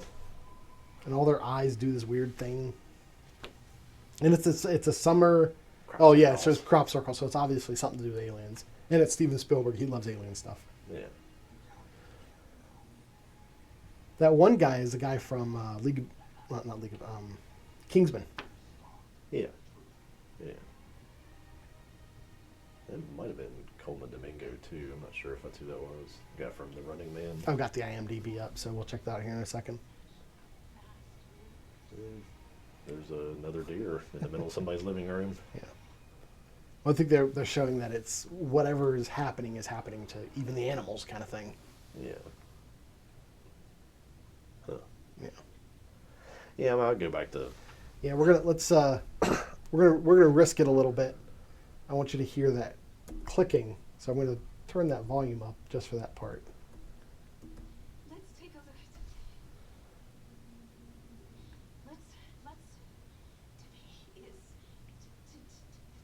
Today's.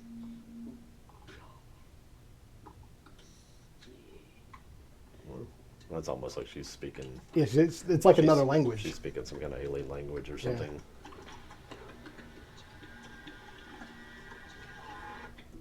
Yeah. Huh. And I do think it's interesting thematically. We spoke last episode, 2 episodes ago, about pluribus. Yeah. And in pluribus, everybody gets like a hive mind, and so Yeah.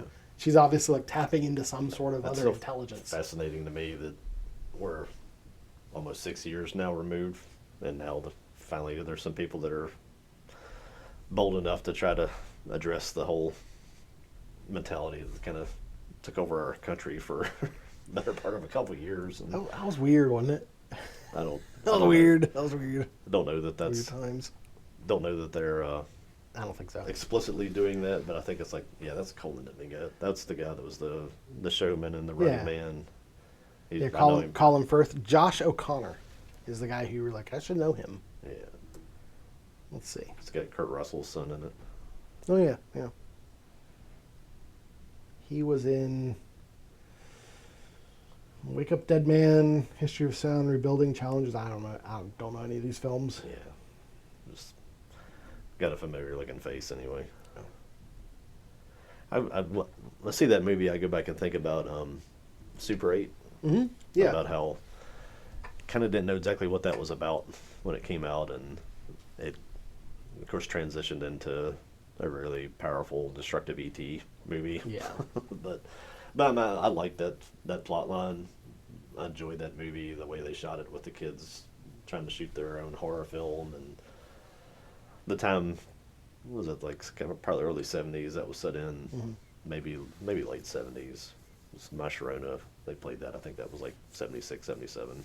But Yeah, I'm gonna look that up because I always thought it was like early '80s, but that period of time is about the same. yeah. Yeah, you could just look up when was My Sharona released. During the summer of 1979. Yeah, When was My Sharona released? 1979. There you go. So it makes sense. That's simple direction. That's just one of those things that you talk about how people that know how to make movies do them well is that you can just you can throw in a song that people know and immediately place you into a certain time. Well, Disclosure Day is the kind of film I think I might actually go to the theater see that. It's like a summer blockbuster, like I said, like Independence Day. Yeah. What was the release date on that thing? Let's see. I don't know. Disclosure Day release date. If that's him, I'm sure he's kind of targeting 6/12/26. He's an early summer blockbuster kind of thing. Mm-hmm. I'll go to the. I'll be more likely to spend because if you know it's a Spielberg movie, you know there's going to be the production value. Yeah. And Spielberg is one of those actors, one of those directors that will get me into the theater. yeah, you don't have to try real hard if you're going to lead with Emily Blunt. Right. Right. They just don't make the movie about like climate change, and I'm there. I think I'll, if I do go see it in the theater, I'll travel to a nicer theater. Yeah, I'm willing to drive 30 minutes away. I think at some point I want to like travel to a nicer city and live there. I just don't. I don't think Roanoke's ever going to get there. Nah. At least not under its current. And the state of Virginia, for that matter, Yeah. is not. You would hope for a good 2026. Not. We'll There's going to have see. to be some outside forces to help Virginia out in 2026, but we'll see. Well, we might, by the end of 2026, we might be saying about all of America. Help. All right, so Disclosure Day, I'm 100%. I'm behind it. Let's go. Ready to watch it. Yeah. I will be talking about that at some point in the future. Yes. And my third one that I picked. Mercy? Again, I was kind of trying to focus on this time frame that's close to this. I wasn't talking about a movie that Right. won't be out until June's not terribly far away, but again, by the time June gets here, I'll have forgotten that we even talked about it. Well, one of the things when we're kind of organizing and deciding what the dessert section was going to be like, it started off, the idea was like, well, let's see what's coming out in the next month. Yeah. That was the initial idea. But that's surprisingly hard to figure out, It sitting is. down and go, what's coming out in the next month? That's- There's times that it's okay, but then there's times where it's a really dry spell There's too. nothing. And it's like, here's like some Thanksgiving horror movie. That's what we get to talk about. And it's like, Yeah. I think initially, I don't know if I was thinking specifically this, but I think initially it was going to be like, here's some things we're looking forward to in the next month, and then we watch those things, Yeah. and then we talk about it. Yeah. But what do you say? 90% of the stuff we've talked about in desserts we haven't seen yet, Yeah. and a lot of it's just simply because it hasn't been accessible, or we haven't wanted to watch. We haven't wanted to pay for it in the theater. My biggest one has been like, as far as getting excited about seeing a trailer and then watching it all fall apart. Tron was Ares. Tron. Yeah, yeah. He hit me with like bikes cutting police cars in half and a Nine Inch Nails soundtrack, and I was like, yeah. And then I was like, oh, Jared Leto's there, and it's actually not really at all like what they showed in that first trailer. It's just, I don't even know where that movie went, and don't care. But that was That, that one didn't break me, but it hurt. yeah. But If we were gonna go back and look at the dessert trailers we have looked at over the past year, that would definitely be a part of it. Is like, I'm just not interested anymore. yeah, I don't want to see that. yeah. And that would Tron Ares, yeah. I picked this last one. This is Mercy, Mm-hmm. coming out also on the 23rd. Isn't that on Netflix? Or is it? Oh, I'm Chris Pratt. hi, Chris Pratt. All right, so this trailer has Chris Pratt and Rebecca Ferguson talking to us, Yeah, I don't care about act. and I have seen this trailer outside of this, so I don't really need. Yeah. There's nothing that was like super striking on this. It seems kind of predictable. And the main reason I brought this up is, and I'll never get this name right, Timur Bekmambetov. Okay. You'll know who that is when I say it. Timur is like that. He's like it's not Russian. He's like one of the other kind of used to be Soviet Union countries, but he's the guy that directed Wanted with Angelina Jolie. Okay. And he did Night Watch and Day Watch. And I love all three of those movies. I love the style of those. I didn't know of Night Watch and Day Watch. They're associated. Yeah. That's funny. Yeah. Yeah, the Night Watch was like pretty much like a vampire movie, and Day Mhm. Watch just became like this whole different thing of like almost kind of superheroes. Right. Same director on this thing, so you sit there and watch this, and it's like, I know where this is going to go. Watching this trailer, and I'm kind of hoping that there's some sort of subversion. Yeah, the premise is they're using this AI, and I'm assuming Rebecca Ferguson is the AI. She is. Like, she's not I don't think she's an actual person. I think she's like she's a, the AI. She's the avatar. Yeah. And the AI, if will think that they'll arrest you, and because the AI implicates you, and then you have to convince the AI in 90 minutes whether or not or that you didn't do what they're saying you did. And you have full access to everything online, all the security cameras, Yep. all the surveillance, so he can kind of try to build his defense off of all this stuff. And Mhm. I hope that it's not like the reveal is like, she's not just an AI. Here she is in real life. Right. But who knows? It'll it'll be that he doesn't exist. He's just a training model Yeah, or something. the- She's real, but he's not. yeah. It seems like a pretty generic movie. It does. You go back to things like Minority Report and Yep. Eagle Eye with Will Smith. yeah. That's I was trying to that's think what of I that one too. that's what I thought of when I saw this. Oh, it's Minority Report crossed with Eagle Eye. And I hear that like in Hollywood, that's how they pitch movies. A lot of times they say it's this film crossed with this film. Yeah. And I'd bet money that's what they said for this. But you go back and you kind of see some of it there. Maybe they're trying to do a little bit too much of that first person perspective. Right. Kind Well, of because stuff. he's looking at cameras. Yeah. But the visuals from Daywatch, I don't even remember how old Daywatch was. It was like early 2000s, I think. So I think it came out not too long after the Matrix stuff, and probably was inspired by some of that. But crazy. visual. 2006. Yeah. Visual stuff in that was super fun, kind of crazy stuff. Wanted's another one that Unless say it probably doesn't fall into my favorite movies list, but it's definitely in my I've watched this movie a lot list.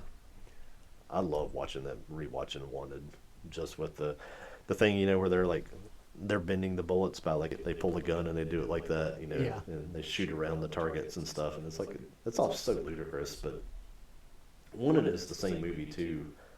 Then it started off with the guy that like runs from the elevator and jumps through the window. Yeah, that's Wanted. Where the guy like goes to the back of the hall, gets in the elevator, so he's got enough room to start, and he just takes off and he like bends the floor when he runs, jumps all the way from one building to another to go take out the other assassin. Visually, it's kind of ludicrous storyline stuff in it, but Well, it's based on a comic book. So. yeah. Even like where he, Professor Xavier, whatever his name is, that's in Wanted. McAvoy. Yeah, McAvoy beats the dude with a keyboard. Right. The keys fly out and spell a curse word. And that's the only reason I even threw this movie into the mix, is just because of I'll never get this name right. Timur. Yeah. I don't know if I'm even saying that right. Timur. It was reminding me of a film that I haven't seen and I'll never see, but it was the movie that it all took place on like Ice Cube's computer screen. He did not direct that, but he was a producer. The same guy was a producer of the Okay. War of the Worlds, the Ice Cube Zoom call movie. Yeah. And I hope that. I think that was the movie. Like people were like just were watching that just so they could like hate review it because it was so bad. Let's see what he's done. Abraham Lincoln Vampire Hunter. That was a stupid fun movie. It was. I wouldn't say it was a good movie. It was stupid. He and did it was fun. he did the Ben-Hur remake, and he did Abraham Lincoln Vampire Hunter. I mean, he's busy. He's got a lot under his belt. So I definitely will not drop $15 to go see that one, but hopefully with it being Pratt involved, it'll end up on Prime. Well, it seems like Chris Pratt goes to Prime. It seems like it has like all the pieces that should make people want to go see it. It's one of those things. It's Chris Pratt brings people in. Rebecca Ferguson brings people in. Yeah. The wife will be sometimes just like, let's watch like an action movie tonight. And we'll just pick something that's like, whatever. Something that's 10 years old. Something we haven't seen. Something with Jason Statham. Sometimes. I think we watched like an old one with The Rock when he still had hair. I can't remember. Had, was it Sean Michael Thomas? Whatever that guy's name is. Stifler? Yeah. Yeah, okay. Is that his name? I think so. It's something like that.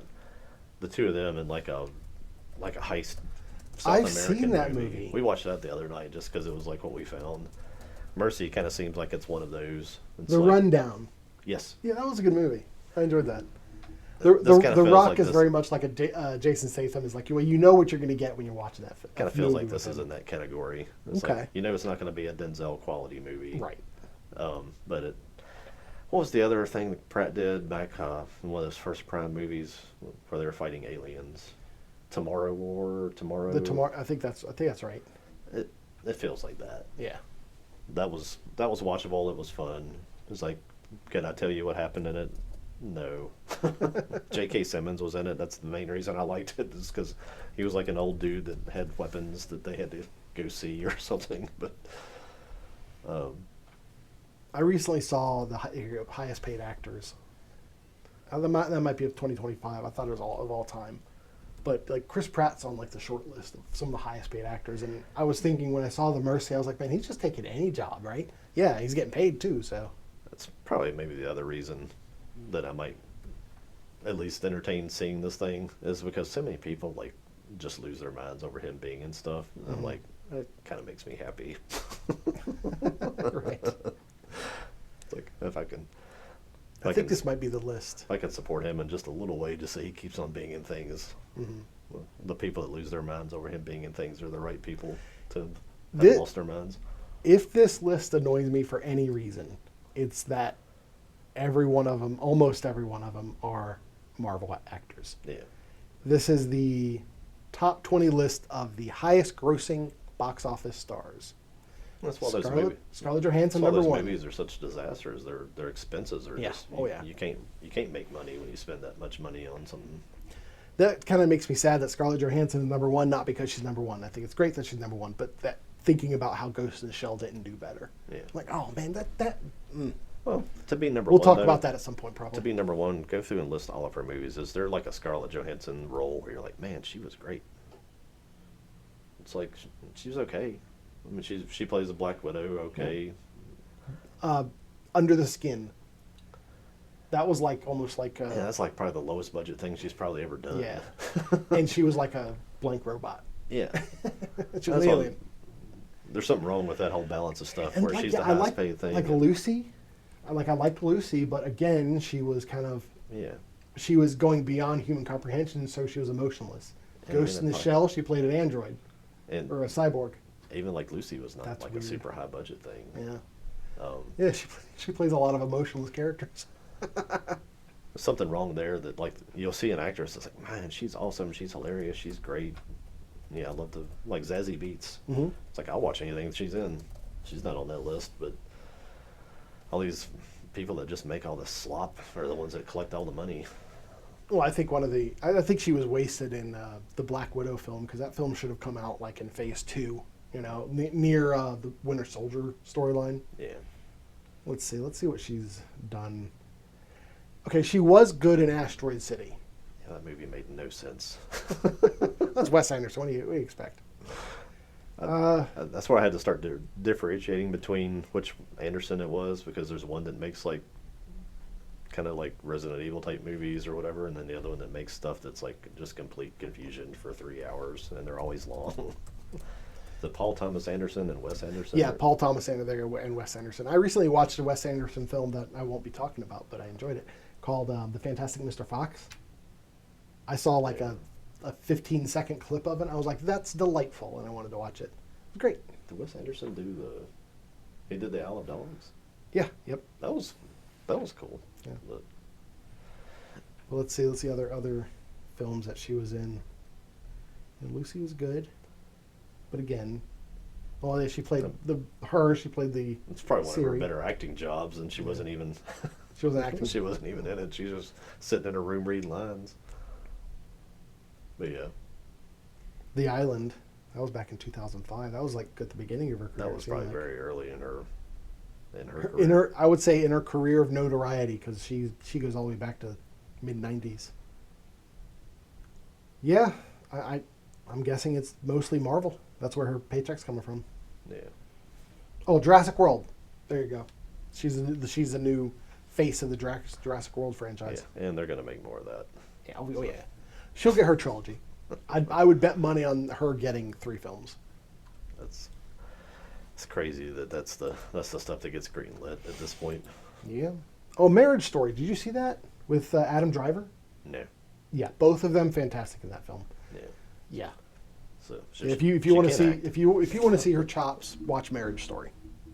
Gotcha. Her acting chops. I'm a married man. I don't look at other chops. There you go. All right. So Mercy's hey when it comes to streaming. Yeah. Yeah. Yeah. I honestly thought it was a streaming film like that War of Tomorrow War or whatever. I thought it was. It probably direct to was streaming. close to it. It might have got that theater pushed because it's January. Maybe. Like nothing else is coming out. All right, you ready to move on to the last one I brought? Yeah. Have you seen this trailer? Supergirl. I saw enough of it. Okay. I'm Since we watched the other ones, let's go ahead and watch this one. yeah. Just the whole concept of this is just it's like why do we need this? Well, we watched Superman. I don't think I'm gonna be in Start for this one. off with some classic music. Dog peeing on Probably the biggest, Crypto peeing on Superman. probably the most important part of the trailer is that they're peeing on Superman. Well, the question is Crypto aware enough that he knew that was Superman?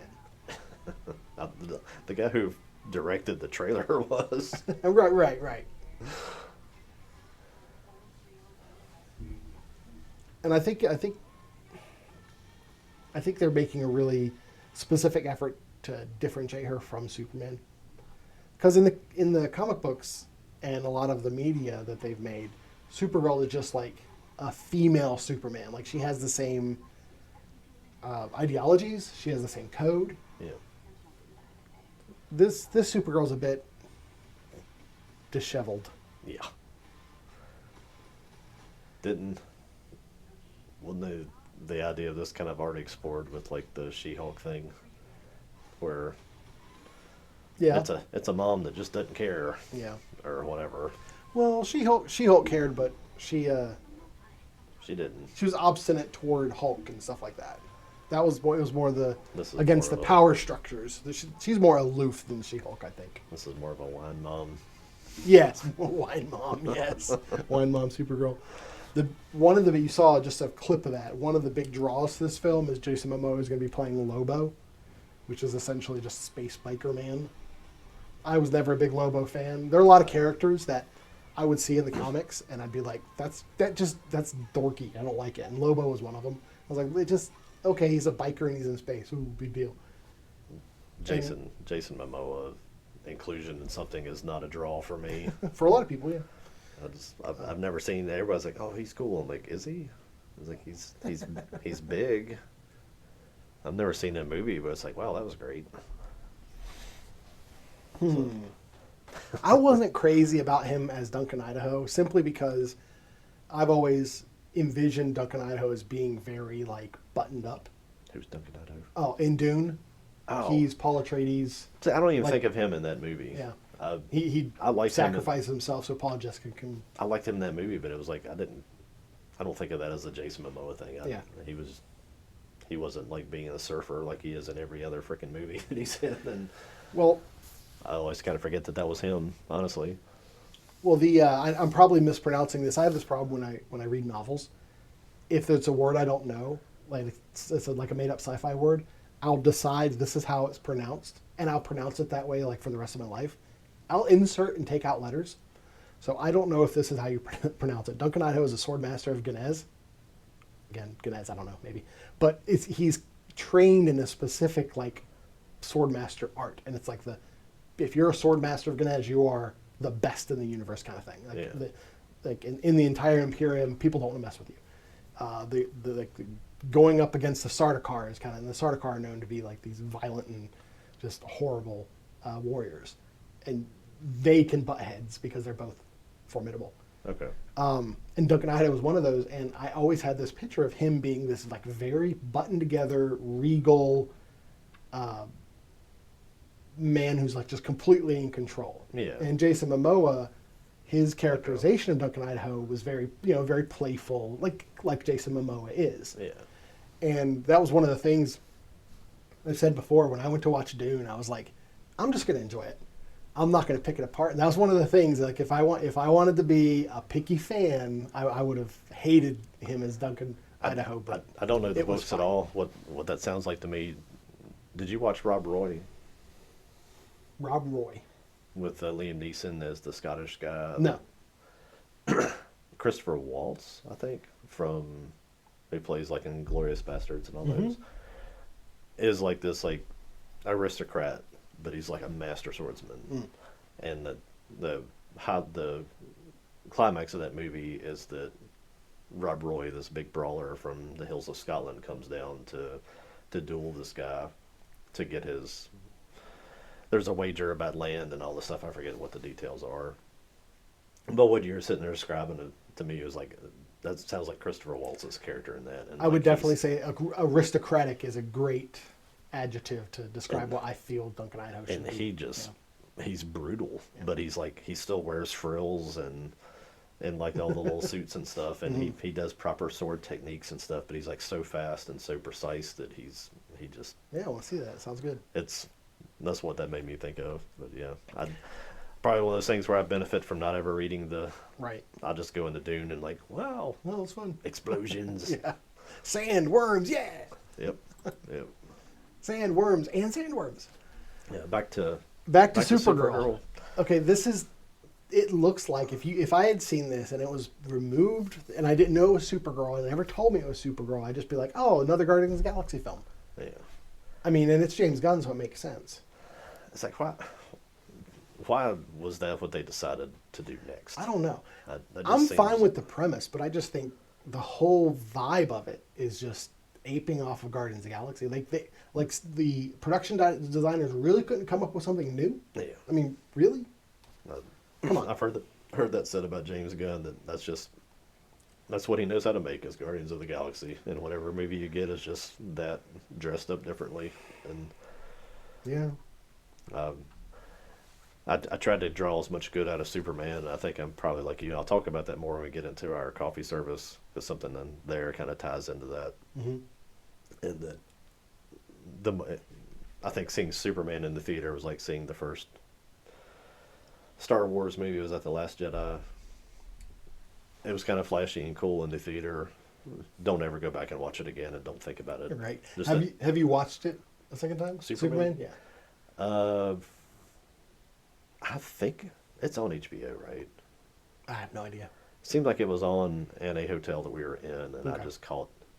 It was already like late into it. I think it was like at him going to beat up Lex in the tower, and the Green Lantern showing up at where the battle was happening. Yeah. So I just caught the end of it again, and I have not seen it all the way back through, but it's one of those things too. I paid for it, so I tried to enjoy it. The more you sort of think about where it went, I was like, yeah, I saw a I don't want to revisit it, honestly. I saw a guy comparing and contrasting Henry Cavill's Superman with, I don't even know the actor's name, with James Gunn's Superman. Yeah. Zack Snyder Superman versus Yeah. James Gunn Superman. And pretty much what he was saying was, with the Snyderverse Superman, he was more than human. And he offered inspiration through aspiration. Be like, well, this is something that we can aspire to be. We can, look up to this Superman. And then you had the Superman for James Gunn. He's more like he's like you. And that was that. I mean, he said that throughout the film. He's from Kansas. He's like everyone else. So it's kind of like that. Well, do you want someone to look up to and someone who you can aspire to be, or do you just want someone who is like you? Yeah. Who's just, he has the same problems, the same issues that you have. And I think that was a good compare and contrast between them, because that's definitely the message. A big message of the James Gunn Superman is he's flawed and he's very much human. Kind of begs the question of why this is this what we're trying to portray of what you should be, as a obnoxious, alcoholic, self-obsessed girl that doesn't need men. Well, that's the thing. I don't think either Supergirl or Superman are supposed to be. I mean, maybe Superman's supposed to be inspirational in some of the messages that he said, but I don't think it's supposed to be something that we're not supposed to look up to him. Yeah. Especially the Supergirl. She's not a role model. She's supposed to be like an anti-hero almost. Going around to all these different planets, and I guess somehow or another all the other planets are full of obnoxious, alcoholic, smart alecks too. I'm assuming she probably stole something from someone or owes somebody money or something like that, and that's why they're after her. Yeah. There's so much in that I would probably want to pick apart. That it's probably just good for me to not watch that movie. I'm interested in it solely because, and it's a thing I'm critical of, but I'm also interested because of it's like the James Gunniverse. It's James Gunn doing what he does well, and I find that entertaining. Yeah. But I'm not going to go in here like with Superman. At least I kind of went in and I was like, well, I have expectations for this character. I wouldn't have any expectations for this Supergirl. Just whatever they put on screen. Yeah. I think that $15 is going to go into a meal somewhere instead of into or a Godzilla purchase. Well, it'll be on Netflix, so But watch it on Netflix. That's a good place for it to be, because I don't have Netflix and I refuse to get it. So just put it there with all the other Netflix stuff and keep it away. We'll live in separate universes. All right, so the last thing I want to talk about, I don't think have you seen any about Avengers Doomsday? Have you seen anything about this? I've seen. I mean, good lord, they've been showing videos of all those little director's chairs with people's names on it for. I wanted to seems go like that's through. been a year ago, right? Yeah, I wanted to go through. I have a list of 26 characters that are going to be in the film. It's ridiculous. It's pretty much every Marvel character. If that's how you're selling it, is hey, we got all these people Everybody. back. I'm like, good for you. So give me a minute to go through these, and I'm going to say the character name, not the actor or actress. It's going to be Thor, Sue Storm, Captain America, Bucky Barnes, Shuri, who is Black Panther, Ant-Man, U.S. Agent, his name is John Walker, Namor, The Thing, Ben Grimm, Shang-Chi, I didn't even know he was going to be in that, Yelena Belova, the new Black Widow, right? Hank McCoy, who is Beast from X-Men, Sentry, who is, oh goodness, what movie was he in? The Thunderbolts. He was the main bad guy in Thunderbolts. Okay. Whatever that means. Falcon, who is the new Falcon, Joaquin Torres. Johnny Storm, Red Guardian, who is the Russian Captain America. M'Baku, from Black Panther. Ghost, Loki, Professor X, Magneto, Nightcrawler, Mystique, Cyclops, Gambit, and Mr. Fantastic. So this will be the official introduction of the X-Men into the... Oh, and didn't you say Doctor Doom? Doctor Doom's got to be in there. Yeah. This will be the official introduction of the X-Men into the MCU. Is there anything you think the MCU could do to even entice you to watch? Not this, but anything else? Nah. You're done. Nah. You're done. No, I've said it before. I'm finishing up the Wonder Years from 1992, 93, just because I never got to see it finish on Hulu, and they were cutting that off because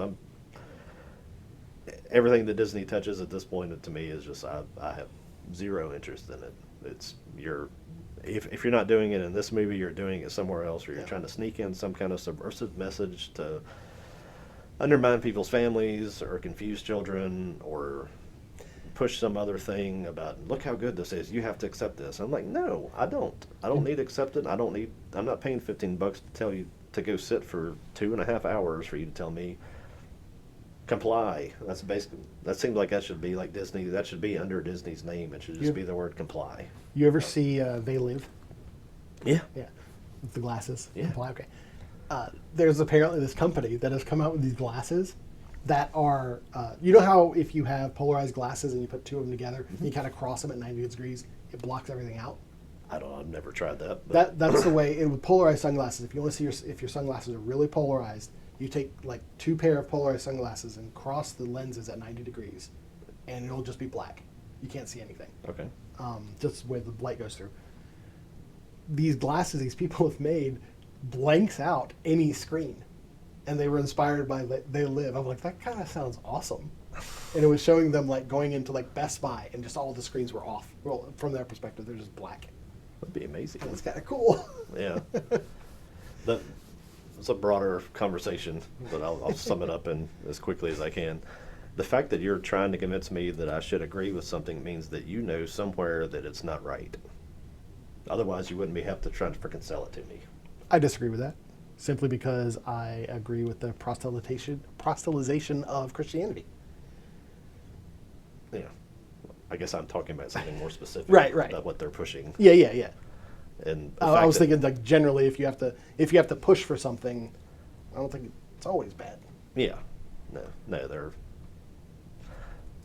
this would be the opposite of Christianity. Right.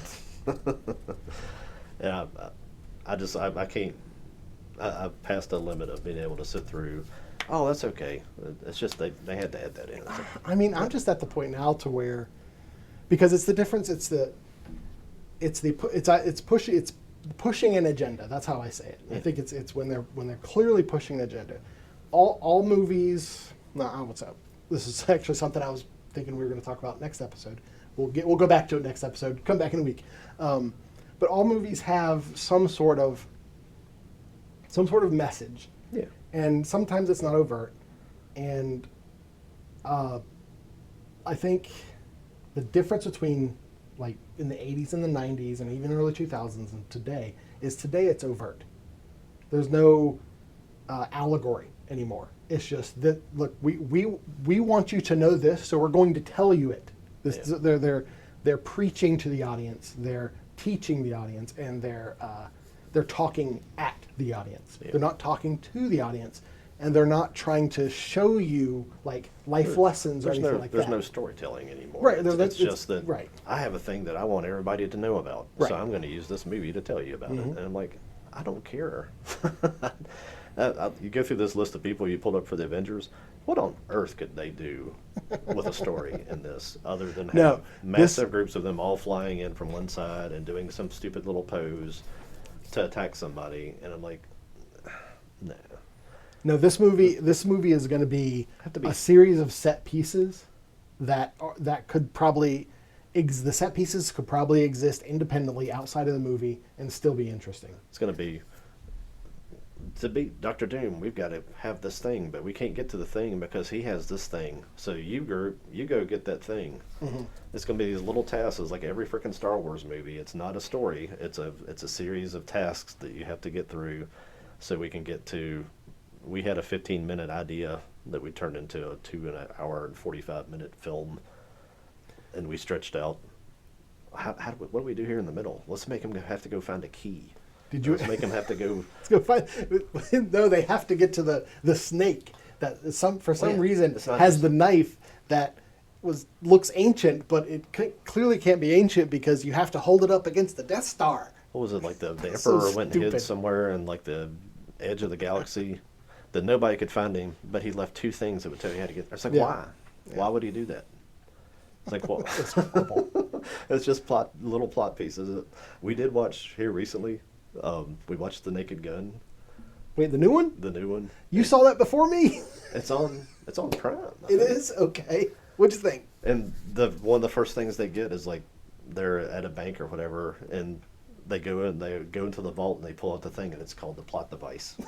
It says it on there. It's literally the plot It is device. the plot device, and I was like, Oh man, I'm gonna watch it. I was like, at I'm least gonna watch somebody else recognizes that just what crap these things are, and I have no interest. I'd love to see an X-Men movie, just a good X-Men. I don't think I even want it in a movie anymore because you just can't fit it. It's like, Right. make a series. That'd be cool. And that seems to me like that'd be the thing to do with Marvel at this point is like have all these established people be little series and let them interact and Well, they tried to do that. They have all sorts of Marvel series, yeah. MCU series, but Yeah. I have not seen. Put it that way. I have not seen so many MCU properties at this point. I don't know what half these people are doing, like in the world. Watching that would just be me sitting It's- there watching. I was, oh, that was It's slop. That's what it is at this point. It's It's MCU slop. It really is. sarcastic comments and look how funny we are. Yeah. I'm like, I don't watch the X-Men for comedy. I'm sorry. It's fine to have like a Wolverine telling people to jam at something up their rear end, but I just can't believe they have like Charles Xavier being played by Patrick Stewart still. How many times does this man have to die? Bring James McAvoy in. He played Xavier. He was great as Xavier. Yeah.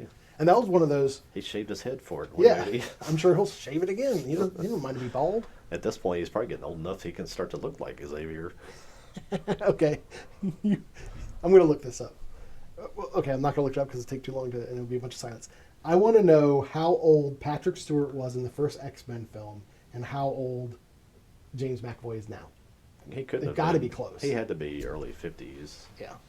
maybe late 50s at worst in that first one, and Mm-hmm. now he's. I was just thinking, and when I saw his name there, it's like, is he even in it, or are they just going to AI him into it? And he's just going to be he's going to be reading lines somewhere, or I don't even know if, at this point if you even read the lines, or if they just have AI just mimic your voice and read it for you. All right, so Patrick Stewart was 59 in the first X-Men film, and James McAvoy today is 46 years old. Yeah, 15 years. that's not hard to. No. Little makeup around the eyes. Yeah. Give him some crow's feet. He's, I mean, he's 59. I mean, at this point, they could just be like, make him older, and he's a little older. Yeah. But that's really, I was really hoping that's what they would do. And of course, with the MCU, with the multiverse thing, that's a big MacGuffin at this point. That's just the answer to any plot situation they might come up with. Oh, the multiverse. I've never been like a superhero guy. I was an X-Men guy in high school and have entertained all these other things that have come out. I like the original Jack Nicholson Batman, and I've followed all the DC Batman stuff that's happened since then. I do like Batman as a property. But Have you seen anything about this Ultimate Batman? I have not. Yeah. I was just going to say, I don't own any Batman merchandise. It's just, Dude, I've there's- enjoyed, like, the films, and that's always been my approach to that, is I really like the X-Men stuff. That's kind of what I grew up on, and ventured into Batman because I like that storyline of him, too. But all this other stuff, I just, I don't care, man. I don't know the plot summary, but there was this like Batman metal. They kind of went through like all the DC characters. They have like this metal storyline where like inspired by heavy metal. Yeah, And there was a Batman in there called the Batman Who Laughs. Huh. Let me bring a picture of this guy right here. And it was almost like a Joker Batman combination. I've seen that image, but yeah. I've never read it, but it's definitely something I'd be interested in reading. It'd be cool if they made a movie out of it. I got drawn into the Marvel stuff because the first Avengers movie was really good, and I like the Iron Man movies. I knew The first nothing about and second phase were fantastic. They really were. knew nothing about Iron Man, but I was like, "You're playing AC/DC. He's blowing up stuff. I like Yeah. this." And then the second one was really good. The fighting, and that was, you draw me into things with good fighting scenes, and that was almost like a mecha. Like a Japanese anime mecha movie Yeah. where they were just robots fighting robots, and I'm like, I'm here. And then it just, I've lost it since then. Well, I told you how I kind of thought Lobo was kind of dorky. Yeah. Same with Iron Man. Same with Captain America. Same with Thor. I'm like, what? Oh, so he's a Norse god and he's just an MCU in the Marvel universe. Come on. Iron Man, he's just a dude in a suit, you know. So I very much didn't care for the comic versions of these characters, but like the live action versions work for some reason. Yeah. I'm not really interested. And it doesn't go the other way. Like because I like Iron Man, because I like Captain America in the MCU, I really don't care about him in the comics. Yeah. I just don't. Now the thing about Avengers Doomsday, and this is how they announced Doomsday, is Robert Downey Jr. is returning Yeah. as Doom. They obviously hasn't explained like why. Why is he Doom? That'll be a third of the movie, is explaining how he didn't really die, or when he died, he got caught in something in the universe, and Well, I don't think it's supposed to be Tony Stark. how can you not? He's He's guess the same freaking guy. my guess is it's going to turn out that he's like Tony Stark is like either a clone of him or he's his son or something. There's no way to not address it. If you Yeah. don't address it, that's just That'd be dumb. ridiculous. It's just he just looks exactly like him. Yeah. No, So they've got to address it. I yeah. think to me when they hope- announced that, I was like, you're announcing to the world you're creatively bankrupt. Yeah. And everything we've seen from this movie thus far is just, hey, remember these guys? Remember these guys? So I think Disney's really hoping this brings people back in the seats. I think it could be the death nail of the whole franchise. You're paying all those people. I mean, it'll generate money, but I just don't see how it makes money. The production cost on something like that has to just be massive, and that they won't report it as a failure. I guarantee. Whatever No. happens with it, they'll play with numbers and get the press to help them out.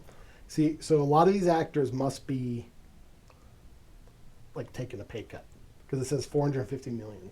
Okay, so either the actors are taking a pay cut or they are going to really cheap out on the CG or they're going to use AI. Yeah. Wasn't that one of the big issues with Scarlett Johansson at one point? Is she sue because she wasn't getting paid as much as. Something like that. Yeah, they're not taking a pay cut. I guarantee it. They might not report it all, but I don't know. I can't see them paying Paul Rudd too much for Ant-Man. yeah. And the first Ant-Man movie, even the second one, were enjoyable. Oh, but another character I think is It's- stupid in the comics, but is great on it's screen. no different than the Mercy movie. It's like it's something that when there's nothing else to watch, we could throw it in and watch, and like, Yeah. oh, that was fun. But it's like, do you want to watch Ant-Man again? It's like, no, I really don't. I know what happened, and it wasn't that good. I had kind of forgotten that the Fantastic Four was even a thing before I read this list. Yeah. Okay. That's right. I forgot they had a movie. Pedro Pascal. When we get into our next segment, I'll talk about our best Fantastic Four film ever. All right. Well, I think we need to wrap this one up. Yeah, we've been talking a little while. Well, we're keeping with the format for now. I have a couple ideas we might try out next time, or Yes. we'll talk about it. Yeah. But Yeah. It's definitely an interesting balance to do.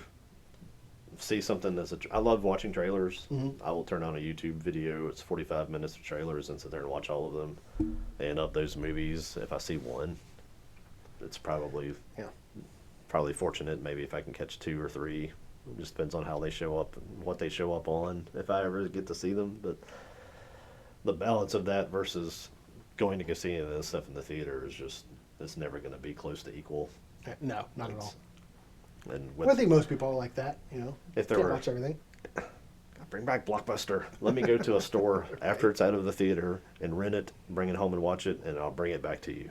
Yeah. That's all I want. I don't want to. What streaming service did it go to? Sorry, I can't watch it. I don't have that one. Yeah, it's weird. I have a problem with the idea, and this is just like the boomer in me, I think. This is just me getting older, resistant to the way technology is today. But I have a problem with paying $6 to rent something digitally, and I feel like that money just goes into into nothing. It just floats away and dissolves. Yeah.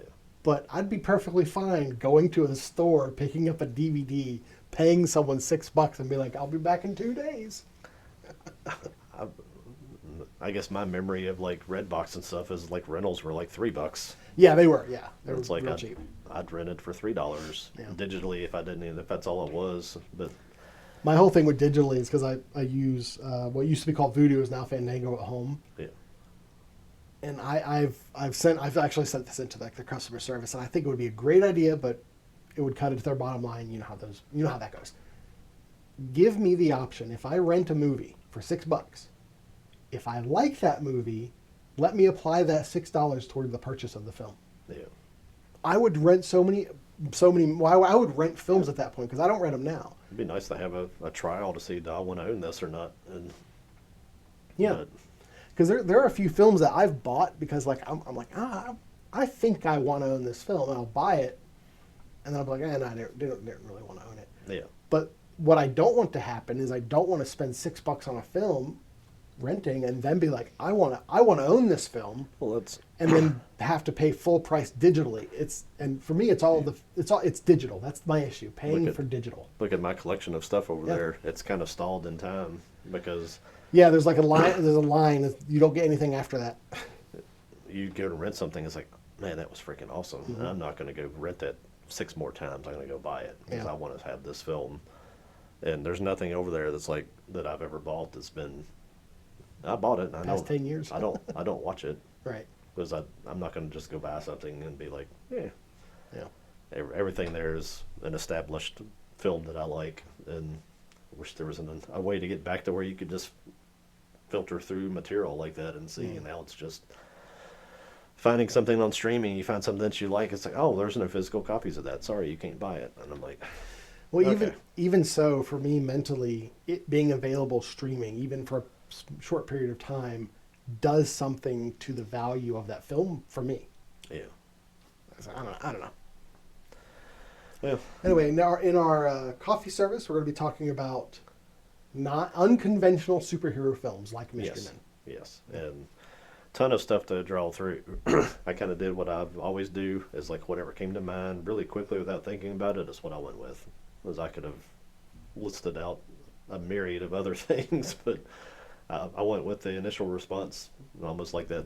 When you're taking a test, whatever your first answer is, don't change it.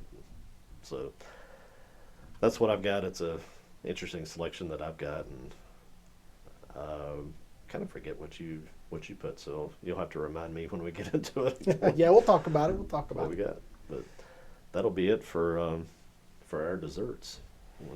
Led with a flaming carrot and Ended with the flaming poop. closed with a burnt Burnt bag. bag.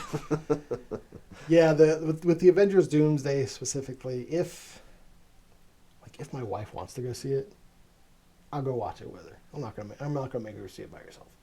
But she's watched less of the MCU like TV shows than I have. So she's don't really care about it Yeah, anymore. I think they're. Yeah, I think they. I think they. I think you might be right that it might be sort of a. It's their last That's gasp. Mhm. But You know what? If they destroy if Doomsday destroys the MCU and they completely say, all right, we're starting over, and it's like new X-Men, that might get me back into it if they Yeah. start over. Yeah. What Infinity War should have been. Anyway, All right. this was fun. Thanks, That's- Joel. We're out of desserts. Out of desserts. Time to go eat some stuff, and we'll come back and tell you about Because it. it makes sound sandwich. All right. All right, later.